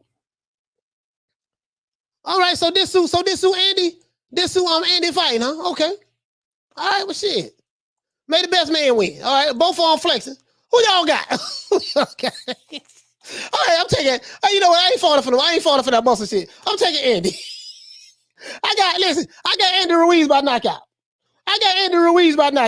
Damn, I'm riding with Andy. Damn that. I'm riding with Andy. That's what I'm riding with. I got Andy by knockout. Check left hook.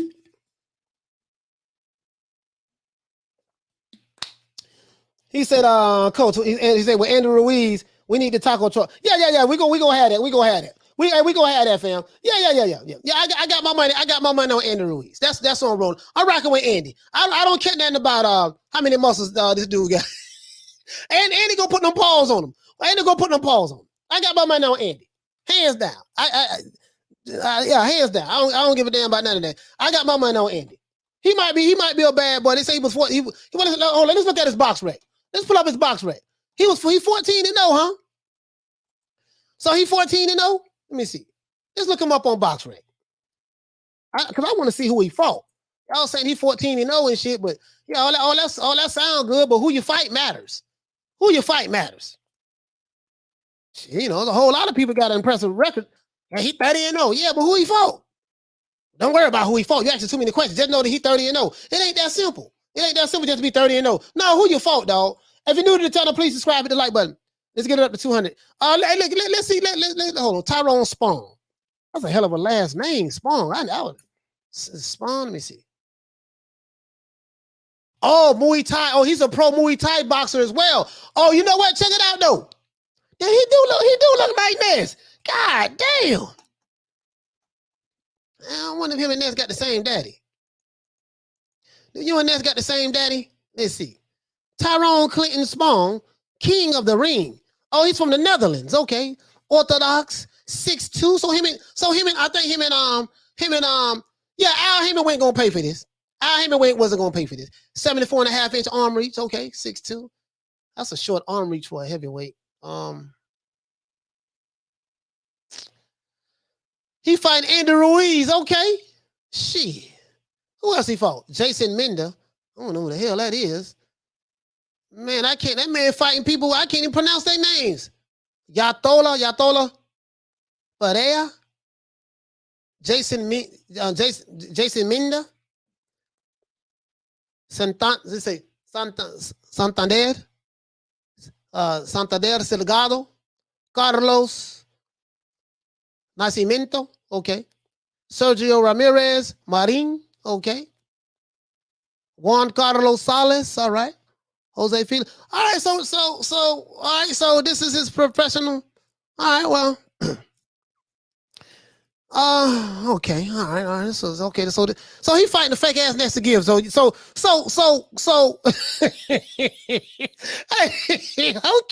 Oh, he got 13 knockouts though. He 14-0 with 13 knockouts. Okay, shit. All right, I don't know, man. To this day. Yeah, I'm riding with Andy, man. I'm riding with Andy. I ain't falling for it. Yeah, I ain't falling for it. I'm riding with Andy. Yeah, I'm riding with Andy, dog. I'm riding with Andy Ruiz. Shit, you know, fuck that. I ain't want to bet against Ness, but I'm riding with Andy Ruiz. Fuck it. I'm riding with Andy. I'm riding with the fat boy. I'm riding with the fat boy with the tacos hanging out his back pocket. That's what I'm riding with. He say Spawns can crack, coach. And Andy has been undisciplined since he lost the belt. Yeah. He has been undisciplined. But yet and still. I don't know what he looks like in boxing. Now, I need to pull up some footage on him. I'm gonna pull up some footage on him. Yeah, we need to do a whole show on that, dog. Big Andy. So Al Haymon didn't want to put the bread up. Al Haymon didn't want to put the bread up for it, huh? Al didn't want to put the bread up for it. I was like, man, you know what, man? Check this out, dog. Check this out, bro. Hey, man. I got a hog head cheese sandwich back there for you. Some pork chops with some hot sauce on it. Baby boy, got some annihilators, pickled pig feet. You know what I mean? I know how much you like them pickled pig feet. You know what I mean? I got all the swine you want to eat back there, baby boy. Hog maws and chitlins. You know what I mean? I don't even know. You got a little hot sauce back there too. You see what I'm saying, baby boy? Take these $50 from annihilators. Couple Snicker bars. A frozen cup, 2 Lily Dillies, and call it a day. And we'll let you get the rest on the back end. And they're like, man, I need my money, man. Al, man, the back end money ain't been looking good, man. I got to get my money up front like Canelo. You know what I mean? Say, look here, man, you ain't Canelo, dog. I ain't going to give you no money up front now. I'm going to give you a couple dollars up front. The rest, you're going to have to get on the back end because you still in the red with us with the last pay-per-view we had on you. Come on, man. You still in the red with us, dog. Yeah, Andy going to put them paws on that boy. I ain't falling for it. And I got Andy Ruiz all day by knockout. I got Andy Ruiz by knockout. He gonna knock the muscle man out. He gonna knock him out. I don't want to bet against Ness like that, but hey, man, it is what it is. Fuck it. I don't want to bet against him like that, but He said, Coach, is Rolly mentally challenged? I mean, I don't know. I mean, I would think so. I mean, I don't know. I don't know. You know what I mean? The boxing science. What you say, family? Say Spung is Candy or Andy. Man, look here, man. I ain't falling for that, bro. K. Costa, he said, I'm gonna ride with Tyrone, Coach. All right, you can ride with Tyrone. Okay. you can ride with Tyrone. You can ride with Tyrone. Ain't nothing wrong with that. Ain't nothing wrong with that. You know what I mean? Now, if they was fighting in the MMA fight, I'd probably go with Tyrone. But in the boxing match, I got Andy. I got Andy. You know what I mean? Like, I was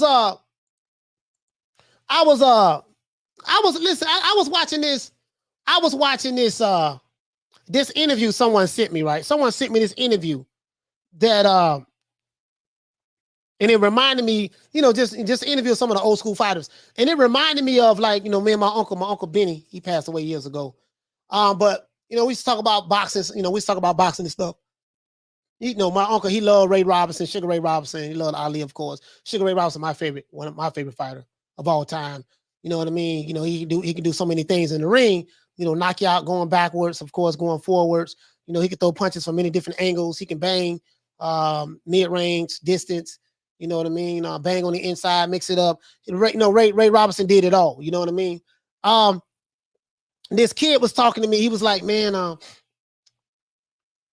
you know, I think we started talking about Floyd Mayweather. He was talking about all of the champions that Floyd Mayweather beat and all this stuff there, and other fighters of the past didn't do it and all that stuff there. And I was like, listen, man, you know, I hear this all the time about, you know, how Floyd beat 25, 26 champions and all that stuff there. The difference when Floyd was coming up in his era than was with Ray Robinson and them is you didn't have 4 and 5 different champions in the same weight division. You know, back then you had one belt. So, you know, it wasn't like, okay, you had one belt per weight division. I mean, you had your little regional belts and stuff like that, but I mean, like the major belts, you only had one belt per weight division.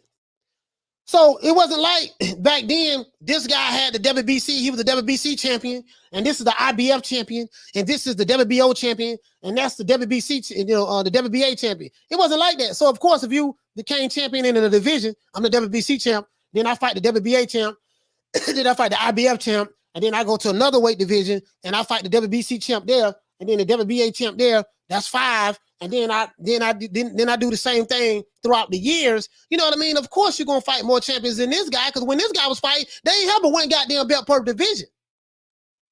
You get what I'm saying? So for Ray Robinson to would have fought 25 different champions throughout his career, that would have been 25 different weight classes. They didn't have that. They didn't have that, and they had less divisions. They didn't have that then.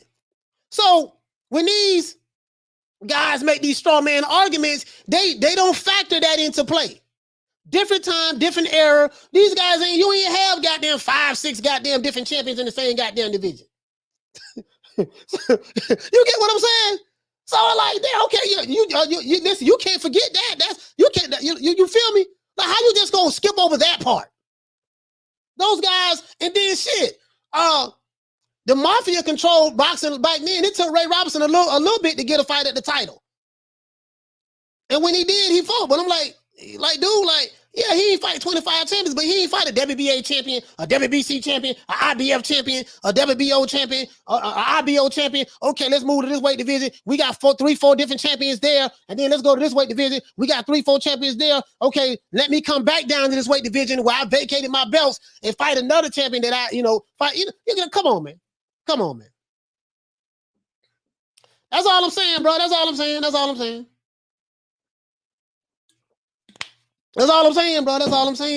saying, bro.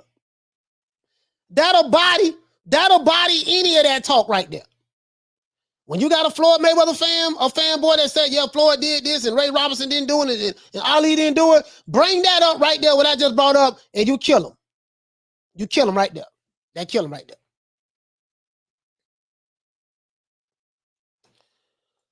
He says, Coach, I always go for the looks. He said, keep me out of trouble. I got spawned. Said, listen, bro, don't fall for the looks, dog. Don't fall for the looks, dog. Don't fall for the looks. Don't fall for the looks. Don't fall for the looks, dog. And another thing too, right? Like, I sit back and I sit back and listen, bro. I sit back, man, and I'm looking at like I was like, well, like my uncle, one of his favorite fighters was Kid, what's the name? What the brother name on? Kid Gavilan. Kid Gavilan. Kid Gavilan was the Hulk. He was the Cuban Hulk at the time. He was known as the Cuban Hulk. And Kid Gavilan threw what they call the Bolo punch. The Bolo punch is a hook and uppercut. You know what I mean? Like when you ever seen them dudes when like somebody throw a punch, they throw it like that. It's kind of like an uppercut. You know, like a hook is like this. You throw your hook, throw your check left hook like that. Then of course your uppercut is right up the middle. But the Bolo punch is kind of like, it's kind of like like that. It's kind of like in an angle. It's between the hook and the uppercut. That was a punch. And my uncle put me up on all this stuff. That was a punch that was developing in mixed martial arts. And I think that punch came from the Philippines, if I'm not mistaken. It came from the Philippines. And it's a mixed martial arts punch. You know what I mean? Kid Gavilan, let's see, what my brother name is? Kid Gavilan, he was let me see, what year this? I forgot the fight, man. My uncle used to always talk about this. Look him up though, the Cuban Hulk. He was known for throwing that punch to the point to where a lot of people, from what my uncle was telling me, people thought that he was the one that invented it, but he didn't. It's a mixed martial arts punch. But it's kind of like that. You throw that motherfucker like bop. You know what I mean? It ain't a check. It ain't no check left hook. It ain't no uppercut. It's kind of like when you throw it like this in an angle, bruh. You coming up kind of like an I want to say 45-degree angle. That punch right there. A lot of fighters used it. Quite a few fighters have used that shit. Ray Robinson, that was one of his signature punches as well. Well, Ray Robinson can throw a punch at any angle. It didn't matter to him. He could knock you out going frontwards or backwards. Many different boxing styles. But a fight that I thought about the most, Ike Biabuche used to throw that punch. There was a fight, I want to say this was 2005, 2006. I think when he fought, who that was? Chris Bird? Damn, who that was. Let me look it up. I think when he fought Chris Bird. When he fought Chris Bird, he caught him with the Bolo punch. He caught him with that Bolo punch. Look at that fight. As a matter of fact, I think it was Chris Bird. Was it Chris Bird? Let me see.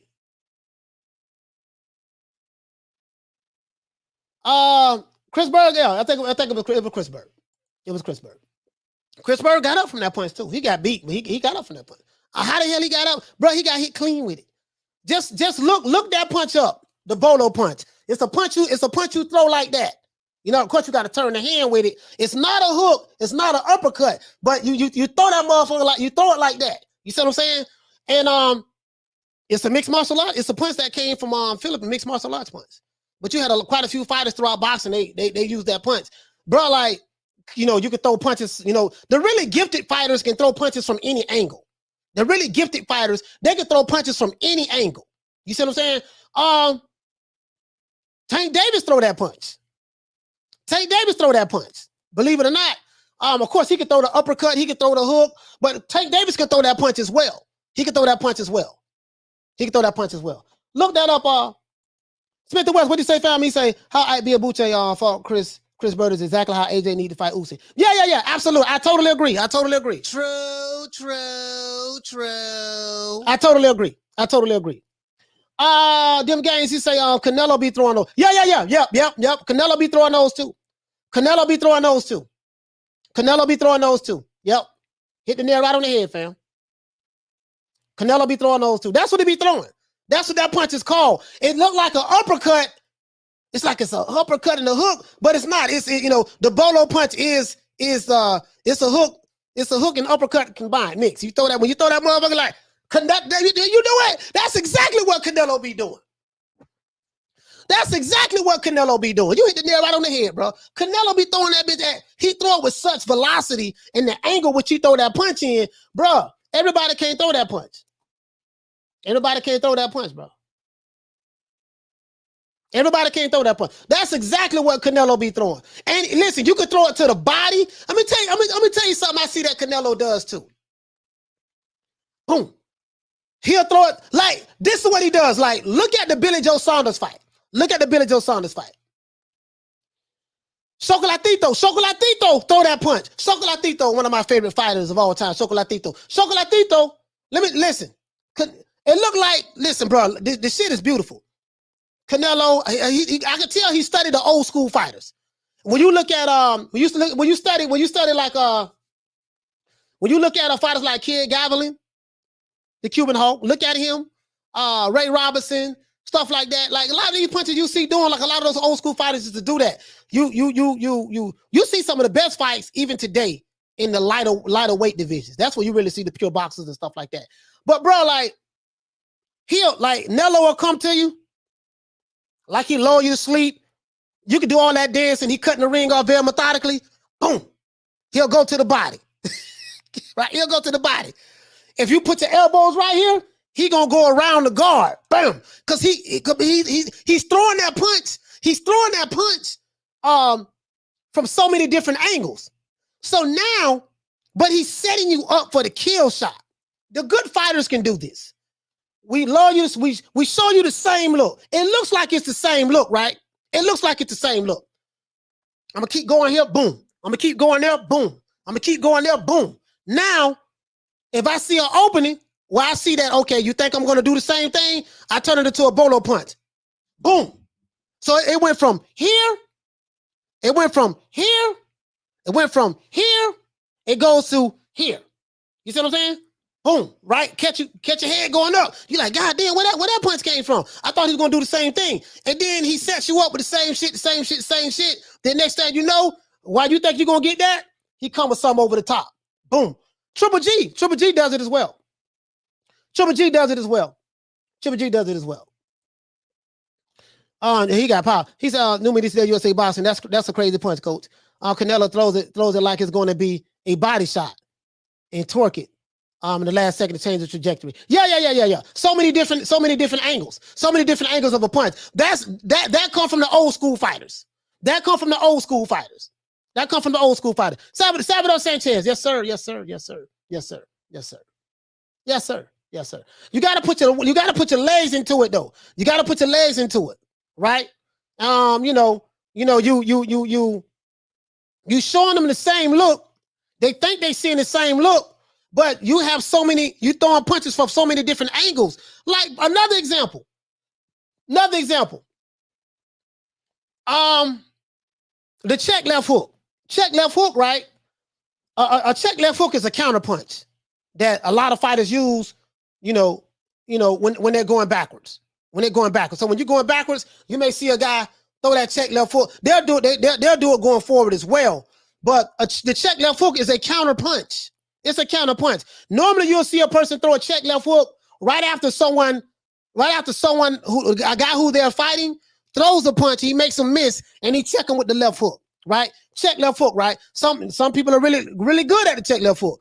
Canelo has a damn good check left hook. Ryan Garcia has a good check left hook, but he doesn't throw it. When he throws the check left hook, as the fight goes on, Ryan Garcia starts throwing arm punches, right? And he leaves himself wide open. The way Canelo does it is a little different. He's always tight with the guard. And he gives you, bro, I swear, like, you got to watch this shit.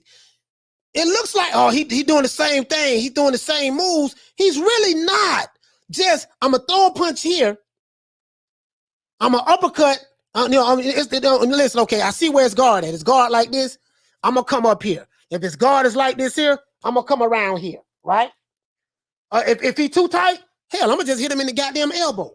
Roy Jones used to do that. I'm going to punch your ass in the arm so your arm start getting sore. I'm hitting the elbow. He did it to Callum Smith. Like, in Chocolatito, he throw that punch. Like, I was watching Chocolatito last fight. I think when he fought Martinez, it looked like he was doing the same thing, rocking. I think that's probably where Canelo got it from. What the greats. Chocolatito been boxing a long time. Rocking, pop. Rocking. You know what I mean? Bop. Canelo, you know what I mean? Bop. Always in the position to rock that way, come back that way. Bop. You know what I mean? Always in the position to, if you throw a punch, listen, that's why he's such an excellent counterpuncher, because if you throw a punch, I just need to get in range to where I'm going to make your ass miss, and then I'm going to make you pay. The greats you know, the greats do it, man. The greats do it, man. But that's one of my favorite punches, though. Shout out to Smith and West for dropping that half for bam, dub on your boy. Hey, Leroy. Super chat received. Playtime's over, boy. He said, perfect example of that punch. Oh, okay, yeah, for sure. Yeah, the Bolo, yeah, my uncle, man. Listen, me and my Uncle Benny, me and my Uncle Benny, man, he says we talk about boxing, and bro, like he the one put me up on Kid Gavilan, you know what I mean, out of Cuba. Bad boy. Y'all look him up. Look at Kid Gavilan. Kid Gavilan was a motherfucker, boy. He was a motherfucker, bro. He was a motherfucker. Victor say Rolly got those same got some left hooks. Let me pull it up. Let me pull it up on Smith and West. Hold on. Let me pull it up, Smith and West. Hold on. I can't pull it up now. I can't pull it up here. Let's see. Copy. We'll just copy it. I'll copy it. Let me see. Can I pull it up right here? I should be able to do it right here. Yeah, man, the Bolo point that. Listen, man, a lot of the greats do it, bro. The greats. Like, that's what I look at.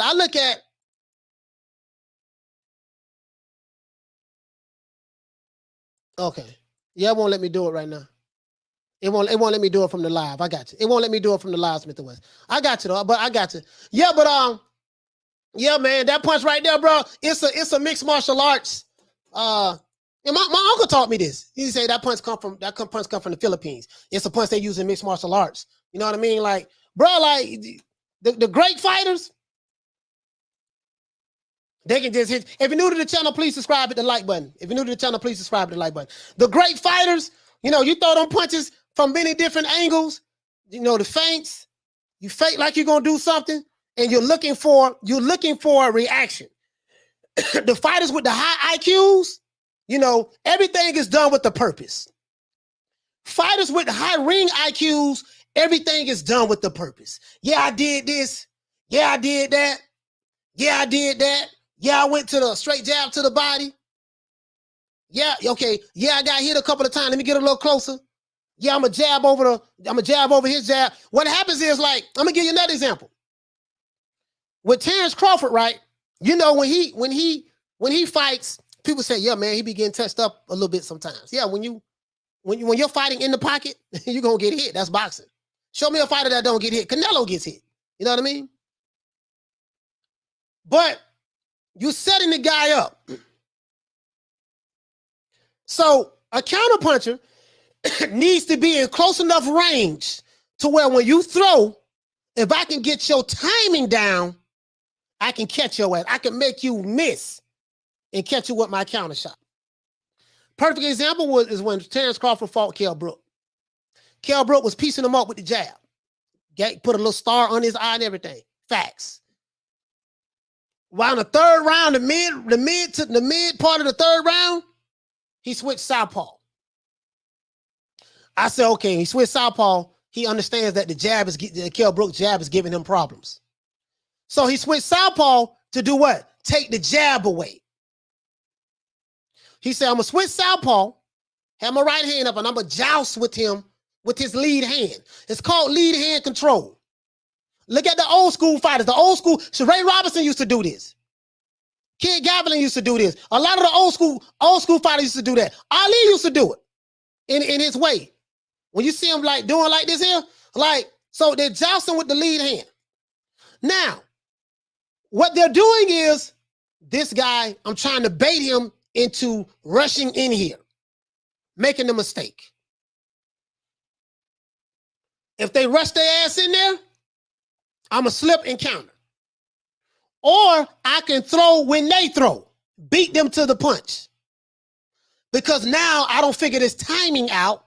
He's throwing the punch at the same speed. And since that punch been working for him for the past 2.5, almost 3 rounds, and it's been working at that speed, in his mind, he's thinking that, oh man, the speed of my jab is giving him troubles. So I switched to southpaw to take that jab away, knowing that once I take that jab away, he's going to have to come with what? The right hand, the lead right hand. Kell Brook, once the jab was taken away, he tried to throw the lead right hand. And he landed the lead right hand. The only problem is Crawford caught him with that 4-inch, 6-inch jab. He ran into the punch because in order for him that when he got hit, he had to come in there. He came in to try to hit Crawford. But while he was coming in, he stiffened the jab within 6 inches and he ran into the shot. He didn't even see it coming. Now, he still hit Crawford, but Crawford got the best of the 2 punches. And that's what happened. But that was set up, though. That was set up. You see what I'm saying? The great fighters know how to set these shots up. This ain't by happen chance. So when I look at boxing, that's what I look at. Because that's how I was taught to look at boxing. Okay, don't just look at the knockout or how he hit him. Like, what set it up? Look, what happened? What was he doing the rounds prior to that? Or before he landed that shot? How did he set that shot up? That's what I look at. That's what I look at. He said, Coach, who would have won between Hagler and Sugar Ray Robinson at 160? I would say Robinson was more stronger at welterweight, in my opinion. The boxing sciences, he was more stronger at welterweight, in my opinion, my brother. But he was a bad boy at middleweight as well. He was a bad boy at middleweight. Don't get me wrong. He was a bad boy at middleweight. And as a matter of fact, I was reading a magazine that Blood, shout out to my brother Blood Boxing. Blood Boxing gave me. I was reading that magazine. They was comparing Sugar Ray Robinson middleweight era versus Hagler in middleweight era. I would give the middleweight part to Hagler, but welterweight, I got Ray Robinson all day at welterweight. You know, and that's just being as honest as possible. You know what I mean? He said they're trying to draw you in with Jocelyn. Yeah, he said what you also trying to do is see when you put your lead hand out, the natural reaction is for you to is for your opposition to meet or parlay your lead. Yeah. Most people use the wrong hand. Yeah. You're right about that. Yep. You get what I'm saying? Like that's what I look at. That's what I look at. You see what I'm saying? I look at, okay, why is he doing that? Oh, he's setting him up for this. He's showing him the same thing. And then listen, once you fight a fighter that figured out what your game plan is, he said, oh, this what he trying to do? I'm finna take this away. The greats, okay, I'm finna take away your strongest asset. This what you good at doing? I'm gonna take that away, right? Let me go ahead and take that away, baby boy. You gotta do something else. Now, I'm anticipating that when I take this away, this is what you're going to do next. Or this is what you're going to try to do later on in the fight. I have to be patient with it. Perfect example. I talked all this stuff about Caleb Plant, right? If you're new to the channel, please subscribe, get the like button, man. I talked all this stuff about Caleb Plant, right? When Caleb Plant fought Canelo Alvarez, he did good, not gonna lie. Shoulder roll. He was doing the shoulder roll. He had his hand up like this here, and he gave Canelo the shoulder. Right? Everybody trying to do the shoulder roll. Canelo was going to Caleb Plant's body a lot in that fight. Boom. Boom. Left hook. His favorite punch. Canelo's favorite punch is the left hook. Left hook, Bolo punch. Left hook, Bolo punch. Well, the Bolo punch. That's his shot. He'll throw a Bolo to the solo plex.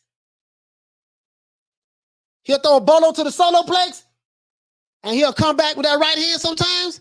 Or what he'll do, he'll just throw the Bolo, because he know, okay, this guy know that when I throw this punch, I'm going to come to the right hand. He's going to be anticipating my right hand, so he's going to slip it. So he may do that a couple times. Okay, I notice every time I throw this punch and feint with the right hand, he ducks down this way, or he ducks down that way, or whatever the case may be. So now, about the 6th, 7th, 8th round, what happened was, Caleb Plant, them body shots was breaking his ass off. So that's when he started talking to Canelo. Hey, man, I fight pretty good, huh? Canelo like, yeah, puto, you fight pretty good. Hey, Canelo, can I get your autograph after the fight? Yeah, I'm going to give you my autograph. I'm going to knock your ass out first. So when he got him on the ropes, he knew that I don't want this dude down right now. When he got him on the ropes, he was in the shoulder roll position. Had the guard up. Canelo threw the hook at such an angle to where he hit him around the guard. And it made a thumping noise. Boom. He hit him. He pushed around the guard. Normally the guard will block the punch. But his ring IQ was so high, when I throw this punch at this angle, I'm going to hit him around the guard. I got him on the ropes. He can't go nowhere. And he did it so subtle because listen, look, this shit was beautiful. The way he set it up, he dipped down like this here, made it, because he dipped down and go to the body, go to the body, go to the body. Caleb Plant turned like this here, shoulder. You see what I'm saying? Turn like this here. He got the elbow right here to block the body side. Canelo faked like he was going to the body, and he leaped, came up to the head, and caught him around the guard. That was the punch that hurt him. but he was setting it up the entire fight. He was setting it up the entire fight. I said, damn. You know what I mean? Smith and West, what you say, fam? He said, if somebody puts out that lead hand to draw you in, you meet that lead hand with the same hand on the same side so you don't get countered. Simple habits that keep you from getting knocked the fuck out. Yeah. Listen, that's why Crawford turned southpaw. Okay, your jab giving me problems. You know what I'm going to do? I'm going to turn southpaw, take your jab away. You're going to have to try something else. Now, once I take your jab away, I automatically know which punches that you're more than likely going to come with. I have counters set up for whatever punch you want to come with because I don't took away your best weapon, your jab. You're going to have to come on the inside. When you come on the inside, I got something for you. And the greats do it. The greats, the greats do it, bro. Like, they're real patient with that shit. They're real patient with that. Real patient with it. Big Victor said, hey, Coach, you think Mayweather would have been successful in Sugar Ray Leonard days? Different eras. Different era. Floyd Mayweather, I can't take nothing for Floyd Mayweather. Floyd, when he was, put it this way, when he was Pretty Boy Floyd, it'd have been hard for anybody to beat Pretty Boy Floyd because he had cat-like reflexes. He was a bad boy at Pretty Boy Floyd. He had reflexes that was fast as hell when he was Pretty Boy Floyd. In any era, whether it was Sugar Ray, I don't know. Ray Robinson would have. I think Ray Robinson would have. Ray would have killed Ray Robinson. Because I ain't gonna never say anybody gonna beat Ray Robinson. I'm just saying me, even though he had 19 losses, but he fought 25 years. 25 years. So you got to take that into consideration. And he fought in 4 different weight divisions. Yeah, he fought one dude when he got his first loss that knocked him through the ropes. Hey, who that guy that was that knocked Ray Robinson through the ropes, knocked him out the ring. He was 16 pounds heavier than Ray Robinson. And Ray Robinson came back and rematched him 3 weeks later. Not a month later, not 2 months later, not 3 months later. The dude that whooped him, he came back and rematched him 3 weeks later. The guy, I think he knocked him through the ropes or some shit. And he beat his ass. Stopped him. But but you said Sugar Ray Leonard. Ray Leonard, man, remember they fought 15 rounds too. Floyd, biggest gift in my opinion, not only was his reflexes, but his stamina. Floyd has stamina out of this world. Like, Floyd doesn't get tired. He didn't really get tired. So, Ray Leonard, that was brutal, man. Floyd would have beat some guys though. He would have beat some guys. I can't even front. But Pretty Boy Floyd was a motherfucker, bro. Pretty Boy Floyd was a motherfucker. But yeah, I would give that. I would probably give that to Ray Leonard. I'll probably give that to Ray Leonard. You talking about the 70s Ray Leonard.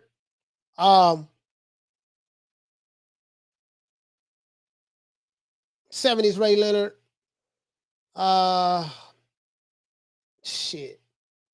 80s.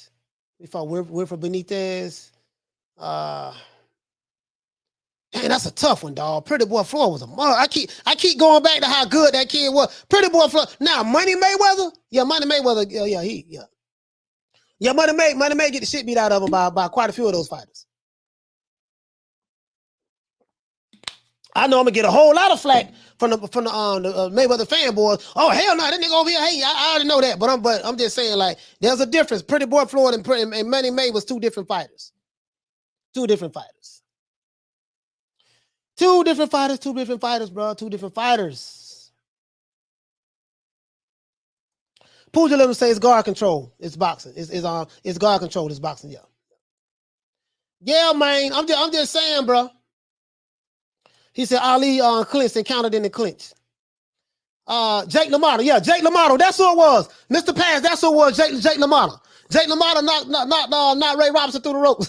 He was 16 pounds heavier than Ray Robinson. 16 pounds. Man, listen, Make that make sense. 16 pounds heavier than Ray Robinson.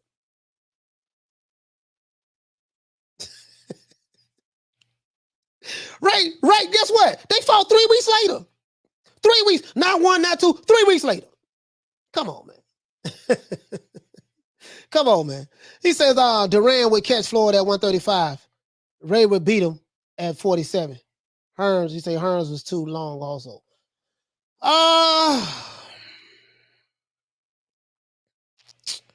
Yeah, pretty boy Floyd. I mean, I got Ray Robinson beating anybody at welterweight.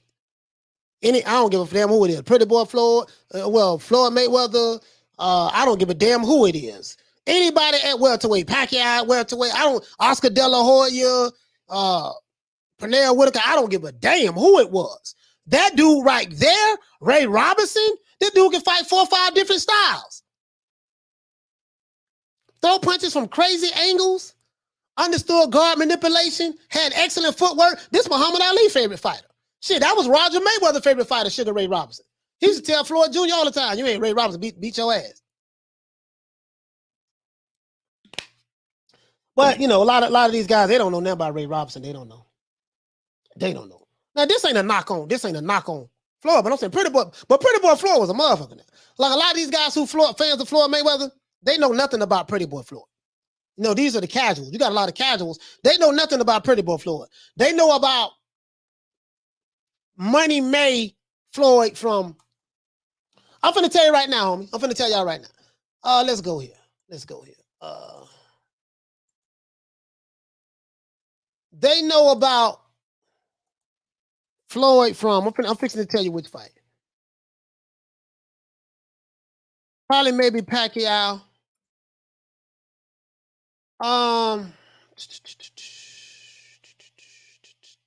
Hold on, guys. Hold on. I'm pulling this record up now. 2015, Marcos McDonough, Canelo. These guys.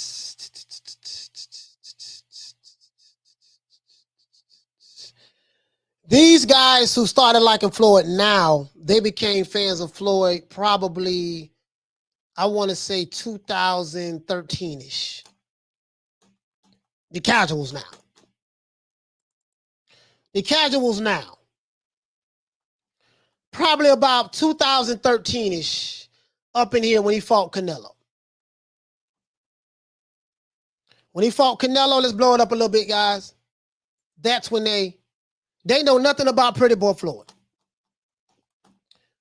You see how we break down different punches, how fighters set certain punches up, the name of the punches, the different angles, you know, how they use guard control. They don't know nothing about that shit. They just know about the money, the Bentleys, the mansions, the pay-per-view records. That's all they know. They don't know nothing about what we're talking about over here. Understandably so. But they became fans of Floyd probably around Canelo. Right here. Right? Money May. And then this one Floyd was working strong with Della Golden Boy Promotions. Golden Boy was feeding them all their fighters. He fought Marcos McDonough twice. That's when 2013 and up. So you're talking about right here, 2013, and he retired in 2017. He retired right here, Conor McGregor. So they became fans of Floyd in the last 4 years of his career. They know nothing before here.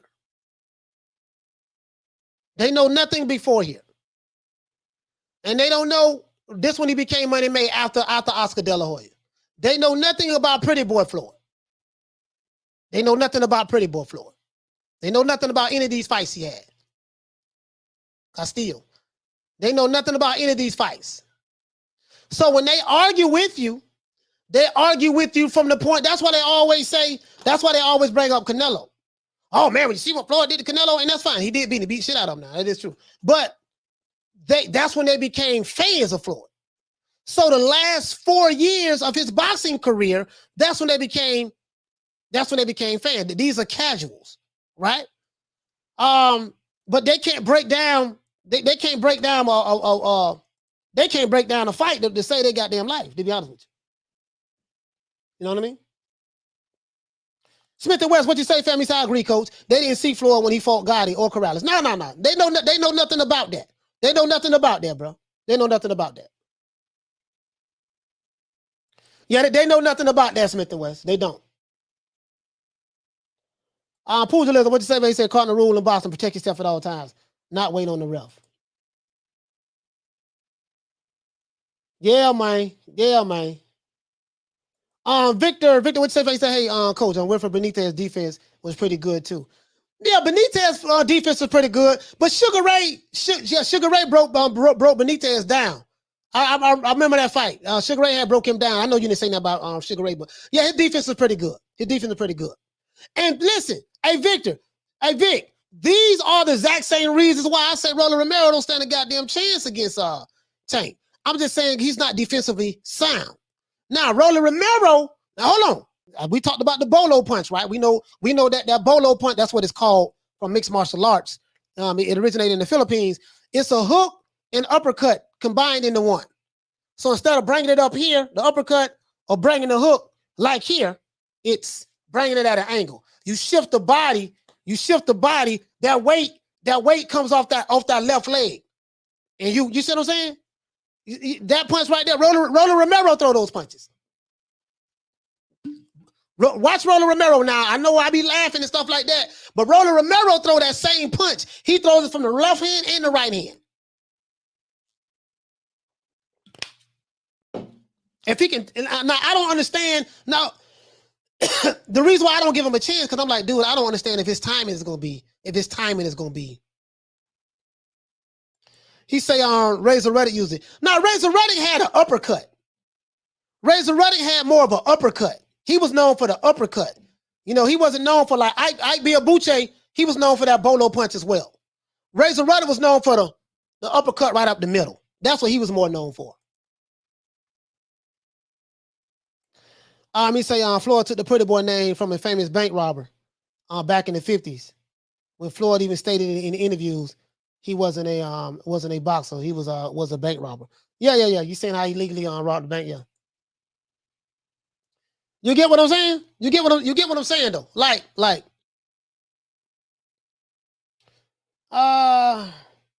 He said, Coach, Tank versus Abzuda.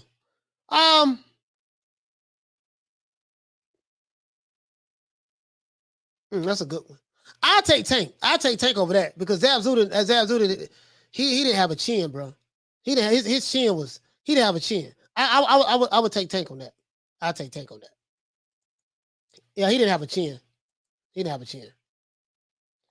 He say, Rolly speaks Bolo. Yeah, bro, I'm telling you, bro. Go look at some Rolly. Look at Rolly Romero, man. Look at Rolly. Rolly be, he like, duh. Hold on, I'm finna show you right now. Hold on. Matter of fact, let's do this. Let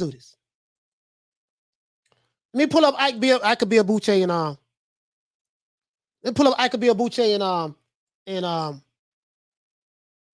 and Chris Bird. Pull that up right quick. Let y'all see this. You know, this is for the kids that's watching that don't know what that punch is. Hold on, let me put the banner down, guys. Put the banner down. Let's do this. I just pulled this up. Here you go, right here. Check this out. Turn the volume down so you can see it.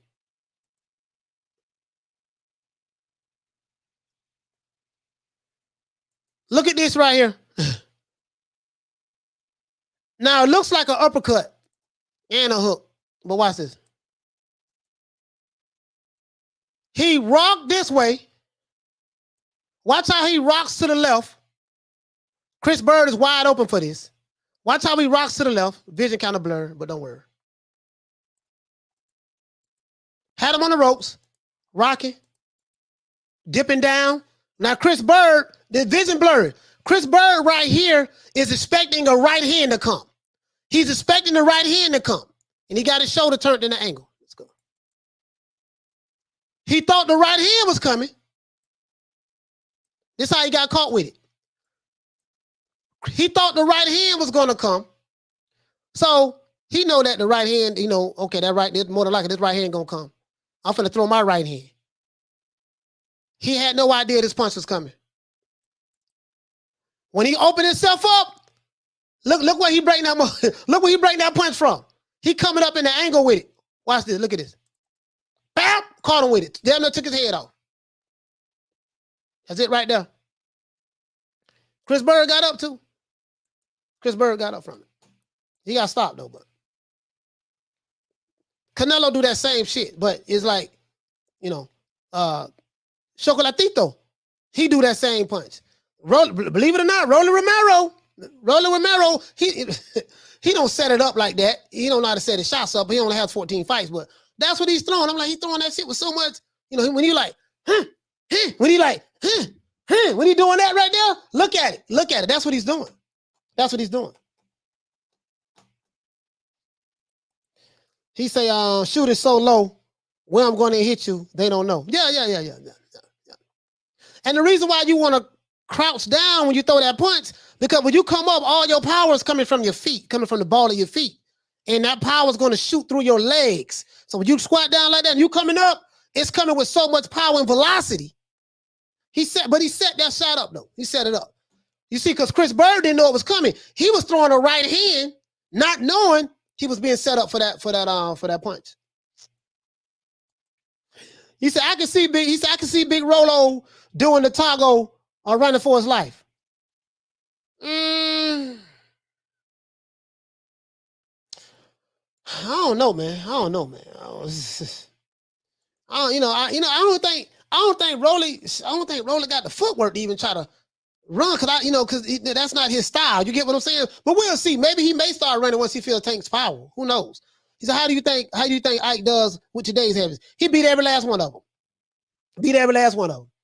In my opinion, he beat every last one of them. Is that Burt Cooper? No, that's I could be a Buche and I could be a Buche and Chris Bird. The video is very, very murky. I think they did that because I don't know why they did it, but it's very, very murky. Yeah, he beat every last one of them. He said, all I know is Floyd didn't want to fight fast boxers after Zabzula dropped him. Yeah, they didn't call it a knockdown. Floyd Glove did test the mat, but they didn't call it a knockdown.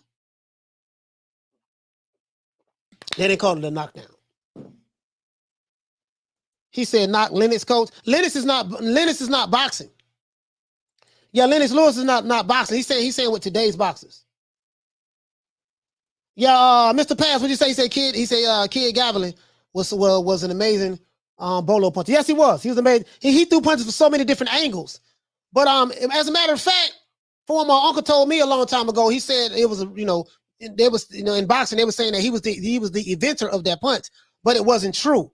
That punch is the mixed martial arts punch, and it came from the Philippines. That came from the Philippines. He says, Ike still in prison? I don't know. I don't know if he's still in prison. No, I think he out. Yeah. I think he out. The one Mr. Ham, what did he say, fam? He said, you ain't lying, coach. I would get all of them in his era. He was Mike Tyson like, yeah. Yeah, man. Yeah, inside fighter. Yeah, yeah. Shit. Nah. He'll get them dudes out of there. I don't care who it is, what country you're from. He'll get these dudes out of there. You better have some goddamn footwork. You know what I mean? And you better have some pop. You know what I mean? If you ain't got no pop, that's your ass. He said Ward Kovalev was throwing Bolo punches in the first fight. I gotta go back and look at that. I don't know if Kovalev was throwing them, Lisa. I gotta go back and look at that. Because I haven't seen that fight in so long. Jeff Lucietta, he said, what you say, fam? He said a while back, maybe something like 10 years ago, I got out of prison. It was talking about some kind of comeback. Oh yeah, I think he did. I think he got into trouble again. Yeah, I don't know. Yeah, I do remember him getting out though, now that I think about it. He said Rolly's like Ricardo Mayorga. Yeah, I keep hearing that, dog, but I don't. If you're saying from an unorthodox standpoint, I can probably give you that from an unorthodox standpoint. From an unorthodox standpoint, yeah. But from a boxing skill standpoint, I don't see it. Mayorga, he was wild and stuff like that, but that was a method to his madness. You see what I'm saying? But from an awkward standpoint, I can see where you at. He said the Bolo knife in the Philippines, named for the machete used to chop off fresh green coconuts. Yeah, I didn't know that. Yeah, I didn't know that. The Bolo, yeah, I'm familiar with the Bolo knife, but yeah, I didn't know. I didn't know that. I know they chopped the coconuts with them, but wait a minute, wait, hold on. Yeah, I knew that. Yeah. You're right, fam. Pugilism, you're right, my brother. You're right. Yeah, I knew that. Yeah. I was thinking about something else. Hey, when you say the Philippines, I'm thinking about Jamaica. That's what I was thinking about. Sorry about that.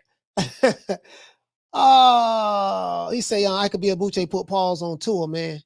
Good fight and broke punch count record for heavyweights. Oh, he broke the punch count record for the heavyweights. Okay, yeah. So like, just when you look at fights, like that's what I look at. I look at okay. When I break down a fight, I say, man, you know what? I'm saying when I go in the lab, like these guys who are boxing historians and stuff like that, like what my brother out in right here in Florida with me, like Blood and stuff like that. His ability to and these other guys, scrapbook boxing and stuff like that. These guys can really break down a fight. These guys can really break down, okay, what the fighter's actually doing. Why is he moving like this? And Sugar, listen, this is another thing. Sugar Ray Robinson had a famous quote that he lived by. He said, boxing is about rhythm. Everything is off the rhythm of the heartbeat. Look it up. That's a Sugar Ray Robinson quote. Boxing, everything is about the rhythm of the heartbeat. He said, without the rhythm, you got nothing. So that's why you hear fighters, you hear like commentators say, yeah, man, this fighter, he lost his fight. He couldn't get in a good rhythm. People like Chocolatito, they are rhythm fighters. People like Canelo Alvarez, he's a rhythm fighter. Floyd Mayweather understood that. Floyd Mayweather, when he was fighting, the reason why, when he became Money May, he was so far ahead of these guys because he understood rhythm. He understood the fighter Floyd Mayweather, Money May, I gotta say Money May. He understood the fighter, his opponent's rhythm. If I can break his rhythm, he'll get frustrated. I can frustrate him into a mistake. Ray Robinson was famous at doing that. He understood, he fought in the rhythm, and he can fight different rhythms as well.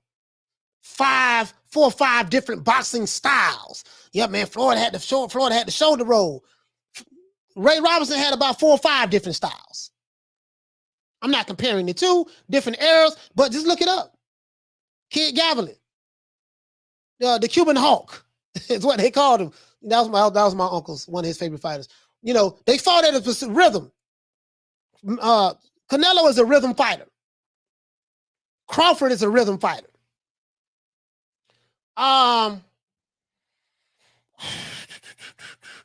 There's some other fighters out there fighting in rhythm.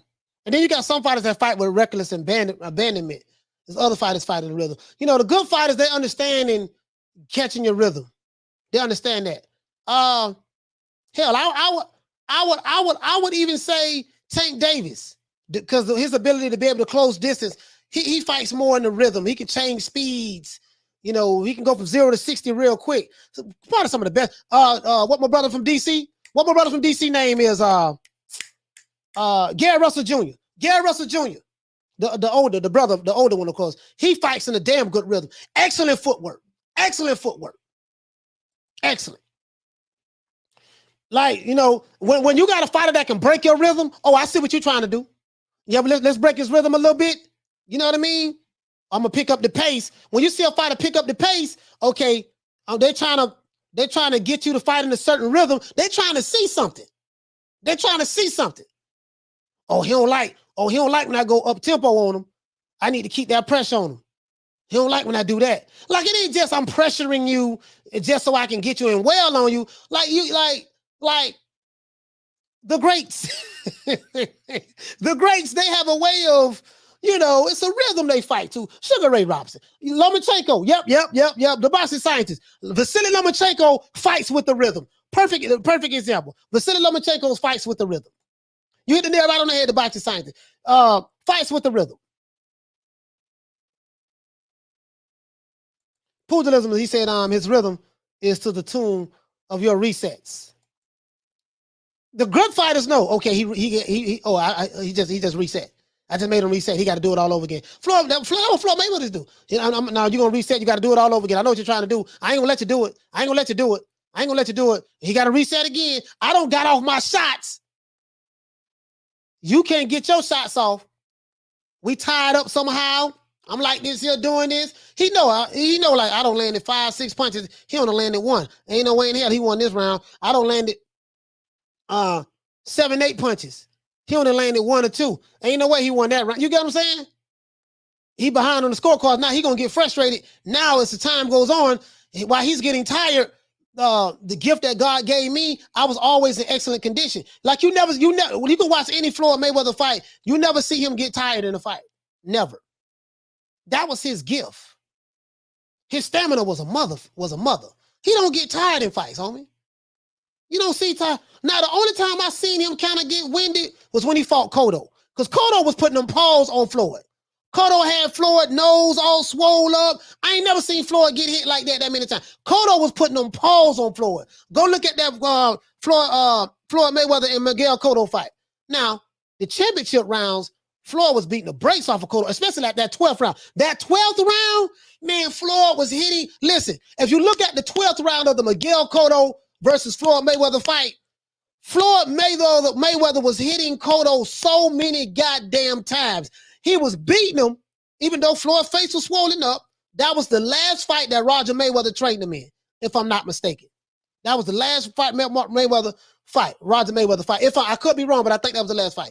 He beat that dude so much. Miguel Cotto, and I love Miguel Cotto, but the 12th round, look how many times he was beating goddamn Miguel Cotto. Look how many times he was punching. This was the 12th round. Not the first round, the 12th round. And he was deadly accurate. Yeah, man. Usyk fights in the rhythm. Yes, he does. Usyk fights in the rhythm. Facts. Yep. He say Loma boxes to the beat of his own drummer. Yeah. You know, Ray Robinson say he boxed to the rhythm of his heartbeat. That's what Ray Robinson said. I don't see too many. Too many with his rhythm and timing. Nah. A lot of these fighters they don't fight like that. They don't fight like that. Ali Muhammad, what you say, family? Say, Coach, for sure the best fighters goes with the rhythms. Yeah. Thomas Jones, he say, that's why I laugh when I tell people Bud is a slow beginner. Now he's reading you, changing rhythms, etc. Yeah. He said, when people tell me that Bud is a slow beginner. Yeah, no, they don't get it. They don't get it. Yeah, they don't get it. He's figuring you out. Getting your timing down. Okay, he caught me with a good jab right there. All right. He's processing the information. Like they say Lomachenko do. No, he's a computer. He's downloading the information. And remember that shit, Teddy. Not Teddy Atlas. I want to do name Timothy Bradley. Boy, he's a Lomachenko fan, boy. Well, every time Lomachenko fight, but did you see? Remember when Lomachenko was fighting Teofimo Lopez? He said, Mr. Black Mama. Yeah, he talking about Roger Mayweather, man. Yeah, man. Oh, Roger, man. Roger Mayweather, man. He said, man, I hit that goddamn Chavez. I hit him with every punch in the book. He said, I couldn't knock him out. But he was hitting Chavez with everything in the book, boy. Chavez wasn't going nowhere, boy. Hey, shit, Chavez was, man. But yeah, listen though. Damn, I forgot what I was gonna say. Yeah. Remember Timothy Bradley. Every time, listen, go back and listen to some commentating when Lomachenko was fighting and Timothy Bradley is the commentator. But they just go too far with it, dog. Bruh. They go too far with it, dog. You know, Lomachenko, you know, he's like the Matrix in there. Look at him. He's like a computer. He's downloading the information. You know, when he was fighting Teofimo Lopez, go back and listen to that broadcast. You know, Lomachenko, he's a master in there. He's like Neo in the Matrix. He's downloading the information, processing everything. Like, you know, Teofimo better watch out, because when once Lomachenko has you figured out, he's going to take the fight over. Next thing you know, the 6th round came. Lomachenko down 0-6. Oh yeah, man. Loma got to pick it up a little bit, man. You know, he's kind of letting this fight get away from him. He down 0-6. They say, they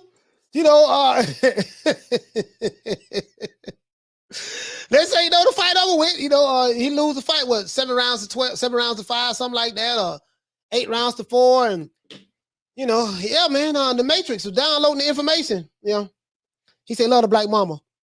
His fight against Vinny Paziano was a boxing clinic. Yeah. That was a hell of a fight. Yeah, that was a hell of a fight there, bro. Him and Vinny Paziano, that was a hell of a fight. Roy Jones Jr., I was a fanboy of Roy Jones, man. That was my guy there, man. Love Roy Jones. Roy Jones fought on the rhythm too, though. Listen, Roy Jones did not have his boxing fundamentals, but he was so athletic and quick. A lot of his defensive deficiencies, because he didn't really have any good defense, he made up for with his quickness and agility and strong punching power. Bolo punch. Roy Jones used to throw the leaping left hook, which is, you never throw a leaping left hook, because if you leap with that left hook, you get caught with a straight right.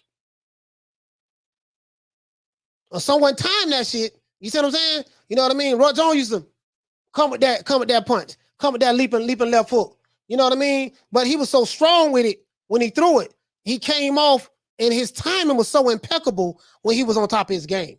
Once he lost his athleticism, he didn't have the fundamentals, and that's why someone like a Bernard Hopkins was able to continue to fight all the way up in his 40s, because Bernard still had his fundamentals. Roy didn't have those fundamentals anymore. Because he wasn't a fundamentally sound fighter in the first place. He was just a very athletic, strong, physically gifted, quick fighter. But once those fundamentals went away, and you got to get it from the muscle, whole nother ball game. You feel me? Whole nother ball game.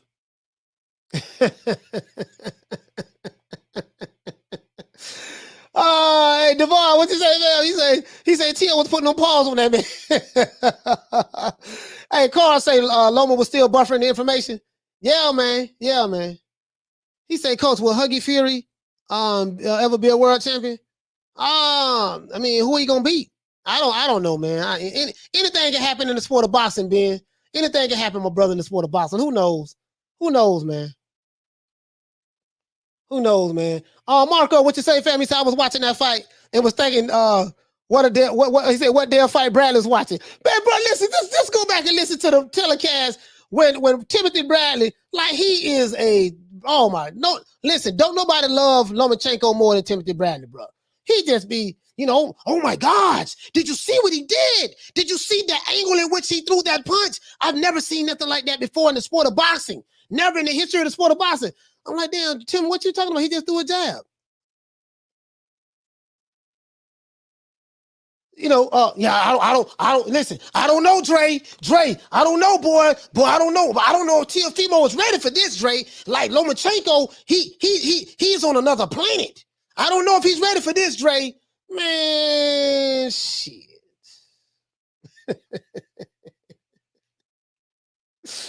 I say, T Diddy and his son ain't going for that shit. Look, what we gonna do? We gonna step to him, jab to the body. He don't like body shots. Jab to the body. Your quickness and athleticism, all that downloading information. We not gonna give him a time to think. Press him. Let him feel your power with them jabs.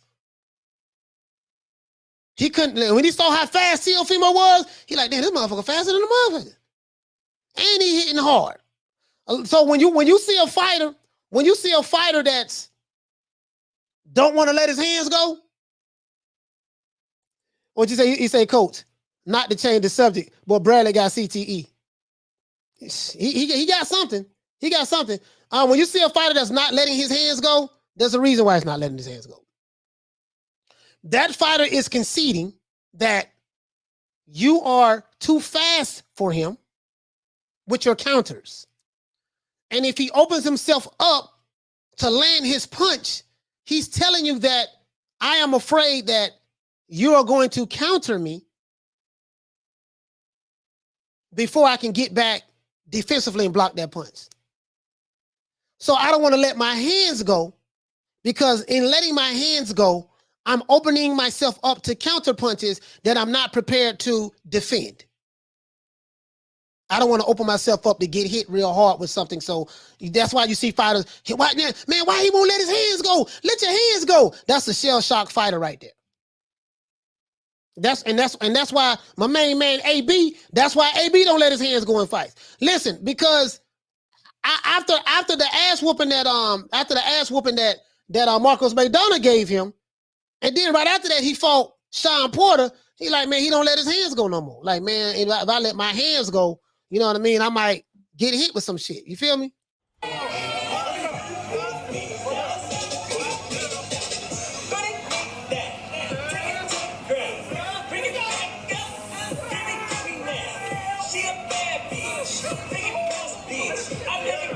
Turn around.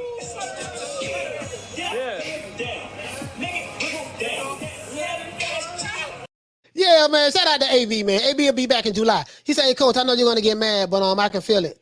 I feel that Ugas might buzz Spence and the crowd would go insane. I'm not saying the outcome, just predicting the scenario. You know, no, this ain't going to make me mad, brother. It ain't going to make me mad at all. I mean, I honestly, I just don't feel like that. I don't think no one is going to get knocked out on this fight, Louis James, to be honest with you. But I just don't feel that. I think Errol Spence is healthy. He's fine. We're going to see the best version of Errol Spence that we've probably ever seen. He's not going to do anything different. It's going to be the same Spence from old before, the Kell Brooks Spence. I'm expecting to see that guy. But I'm also expecting to see, a different Ugas as well. I'm always expecting to see that. I just feel like that, if it go 12 rounds, there's no way you're going to beat Errol Spence in Dallas, Texas, in his own backyard. He's an ace. It's not happening. It's just not happening. You know what I mean? I don't care what Ugas does. Ugas can't knock him out. So how is he? I just don't, you know what I mean? But Louis James, you might be right, my brother. You might be right. I'm of the opinion, because of the home field advantage. I just don't see it coming. I don't see it happening myself. I don't see it happening myself, my brother, to be honest with you. What you say, fam? He said, yeah, not knocked out, but buzz him. Yeah, you know what? Yeah, I can see that. I can see that. I can see him getting buzzed. I can see that. It's the fight game. I can see him getting buzzed, my brother. Yeah, you're right about that. I can see that. He said YouTube gave you $1. Yeah, YouTube gave me $1, man. Shout out to YouTube, man. Shout out to YouTube. True. YouTube gave the old boy $1. I appreciate that. He said, Coach, can we please have what'd you say? He said, Coach, can we please have Team Haney? Oh, Team Haney dancing. Oh, yeah.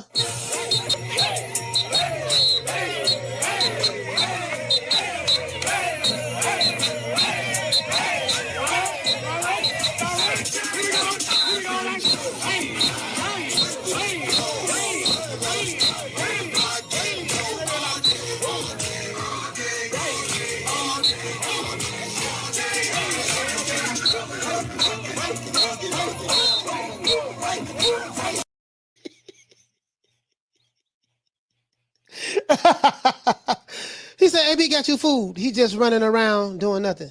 No. He training. He training right now. AB training right now. He's in Colorado. He's training right now.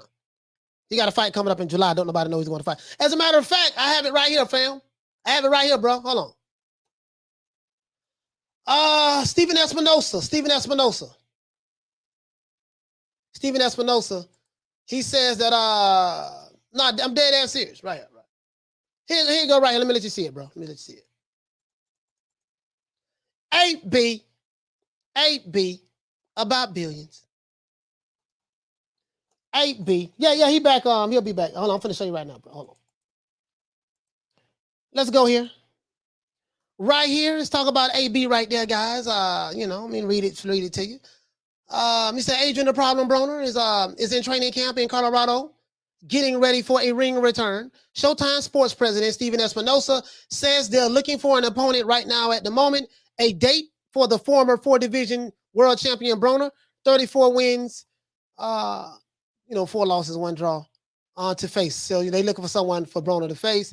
It's understandable why Espinosa and Showtime aren't ready to give up on the still young and talented Broner. If they can rebuild him, he's got the potential to be a gold mine for the network. Ideally, Broner needs to return to the super featherweight division. What the hell you mean super featherweight division? Yeah, they're tripping. This got to be a typo. Man, that man can't go down there. That man can't go down. That man can't make that weight. So he need to go out super. So yeah, he AB's supposed to be coming back. AB's supposed to be coming back. He's supposed to be coming back. He's supposed to be coming back. He said boxing news using their effing heads. I said the same ish. AB needs to go back to 40. No. They said super featherweight. They talking about 130. Hey, they talking about 130. I'm like, that man can't make that damn weight. He said, coach, you have upsets. Big Rolo. Cambosos. Well, Cambosos is not really going to be an upset. He's a unified champion. And if you got Ugas winning, Ugas, that's not going to be an upset either. Ugas going to be favorite because he beat Joshua already. An upset would be if Joshua beat Ugas. Cambosos, that's more 50-50, to be honest with you. Now, if Rolo beat Tank, that'll definitely be upset of the year. I don't think that'll be nothing that can top that. Yeah, they said on the super welters. Yeah, shit. Well, he didn't do nothing at super welterweight. Who did he dominate at super welterweight? I think he lost to Mikey Garcia at super welterweight, right? Yeah, they talking about super featherweight. That super featherweight is 130 pounds. That's what Shakur Stevenson and Oscar Valdez fighting at. That man ain't going down to that shit. That's what it says, super featherweight. Hold on, I'm gonna show it to y'all again. I want y'all thinking I'm making it up. Here you go, right here. Make it a little bigger so you can see. There you go, right there. He said, understandably, why Espinosa and Showtime aren't ready to give up on the still young and talented Broner. If they can rebuild him, he's got the potential to be a gold mine for the network. I agree with that. Ideally, Broner needs to return to the super featherweight division where he dominated years ago. That was easily his best weight class and one where his power carried the farthest. Since moving up to 140 and 147, Broner's career has deteriorated. Yeah, exactly. He ain't do good. He ain't do shit at 140 and 147. So as it would for any fighter that was competing out of his natural weight class. So according to these guys, Adrian Broner should be fighting at super featherweight. That man can't make that weight. He can't make that weight. Broner's still young. Broner's in his 30s. Broner's 32 years old. Broner's 32 years old. And this article was written April 13th, 2022. April 13th, 2022. That's when this article was written. Yeah, you get what I'm saying? Like, yeah, he can't make this. That man talking about back to super. Man, come on, that man ain't making that. That man ain't making that, bro. He say the Kiji. Oh, you talking to the Kiji? He's undefeated. Yeah, he's undefeated at 40. You're right about that, but was he his best at 140, Smith and West? I would say that he was his best probably at 135. But he can't make that weight. But I get what you're saying. You're right about that. But At 135, I think that was, to me, that was the best AB. To me. 135. I don't see him, shit, he struggled with 140. Didn't him and Mikey Garcia fight at the catch weight? Like 143, something like that? They fought at the catch weight, right? Let me see something. Hold on. I think they fought at the catch weight. I think they fought at the catch weight. Hold on. Let me pull it up. Shit, I ain't checked AB out in so long. The problem. Him and Mikey Garcia, let's see.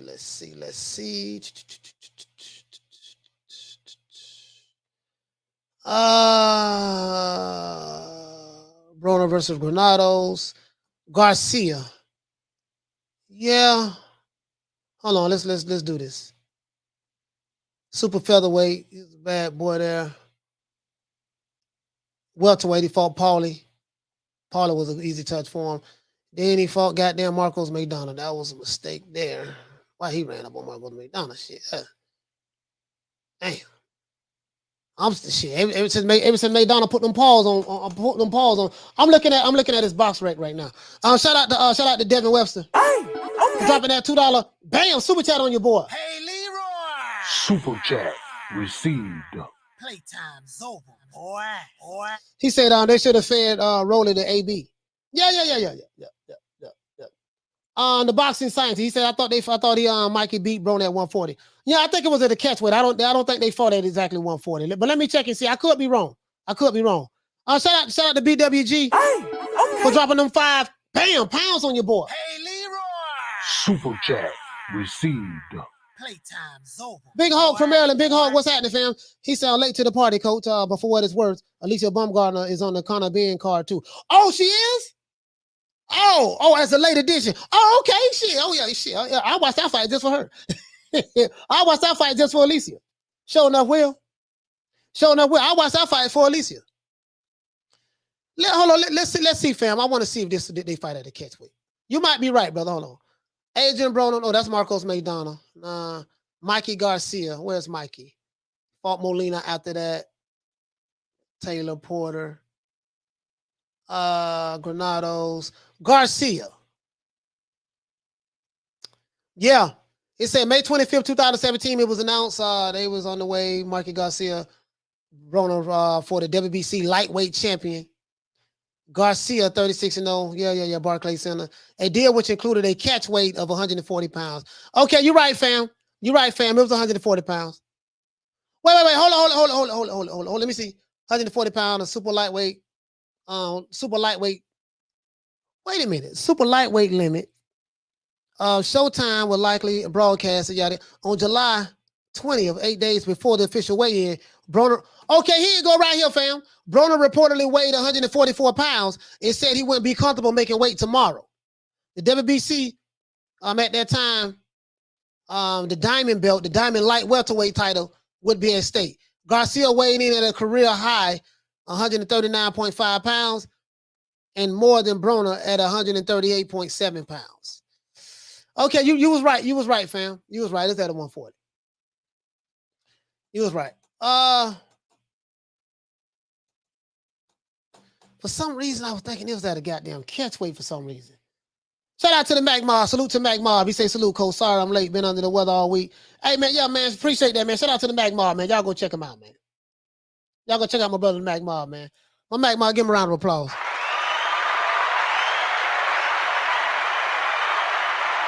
Hey, boxing scientists, you're right. That was at 140, fam. For some reason, bro, I was thinking it was at like a 143 or 144 catch weight. I'm gonna tell you why I thought that.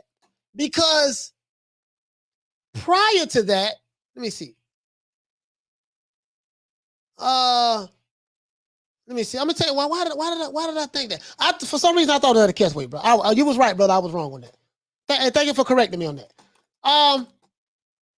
Broner said in the article that he was having problems making that weight. So, it is what it is, man. It is what it is. Hey, man, let's give everybody a round of applause, though.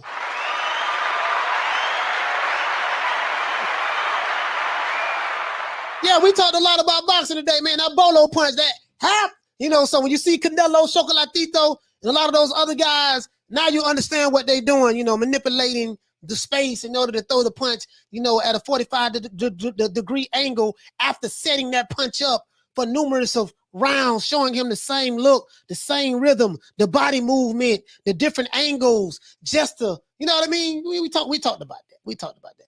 He said, AB has power at 147. He knocked Porter down in the 11th round. Yeah, that was a flash knockdown though. Yeah, he has power, but yeah, that was a flash knockdown. You know what I mean? He knocked Porter down, but I mean, you know, who else he, you know, the problem is not, and when he knocked him down, he didn't even get his, you know, Adrian Broner got a good check left foot. That is his best punch. Damien, that is his best punch, check left foot, but you know, but he ain't stopping nobody at 47. 47 was just too big for him. You know, for him to have power, he would have to be stopping people. You know what I mean? You know, he knocked AB down. You know, he knocked Sean Porter down, but you know, it is what it is. You know what I mean?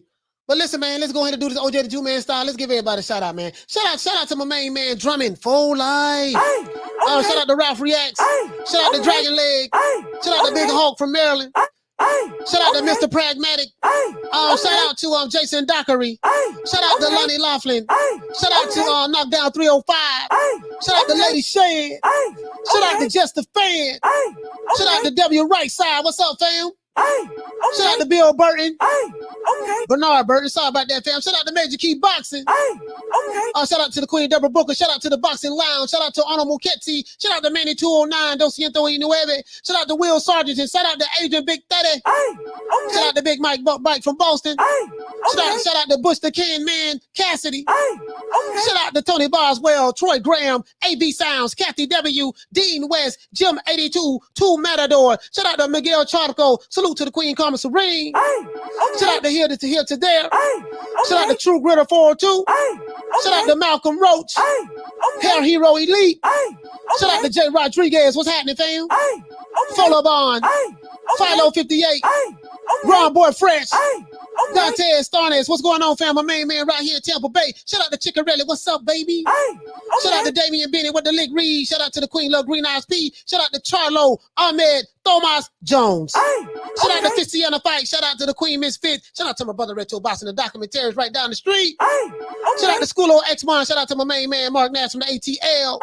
Shout out to Rider Up the Storm, Carl Hansen, Billy Fly. Shout out to the Queen Bless 365, baby. Shout out to Ace Lee, Dr. Paul Evans, the good doctor, Mr. Paz. Shout out to the Queen Arlette. Salute to my big sister Lisa Bales. Shout out to my main man from Detroit, Smith and West. Detroit over everything. Detroit over everybody. Detroit over everything. And shout out to Punch Perfect Boxing. Salute to my main man, Mac Mob, E-Thrill and the boys over there, man. Shout out to John B. Poetic. Shout out to Victor. What's going on, fam? Shout out to my brother, man, Alex, shout out to my main man, Hector Garcia. We gonna put them paws on your next opponent, baby. Shout out to Jeff Lucietta, Ben Adams, KOs for life. Shout out to Smitty, the boxing scientist. What's going on, bro? T-Culture, Adrian Gildo. Salute, man, the kid Gavilan. You know what I mean? The Cuban Hawk. Shout out to Sugar Ray Robinson, Floyd Mayweather, and all of the greats. We did it first, and we motivate even the greats. Other than that, that's it. This is our boy, Coach Malachi Williams, signing out. New Media Today, USA Boxing. See you guys tomorrow, and we're going to leave off on another note. Devin Haney fans, make it do what it do.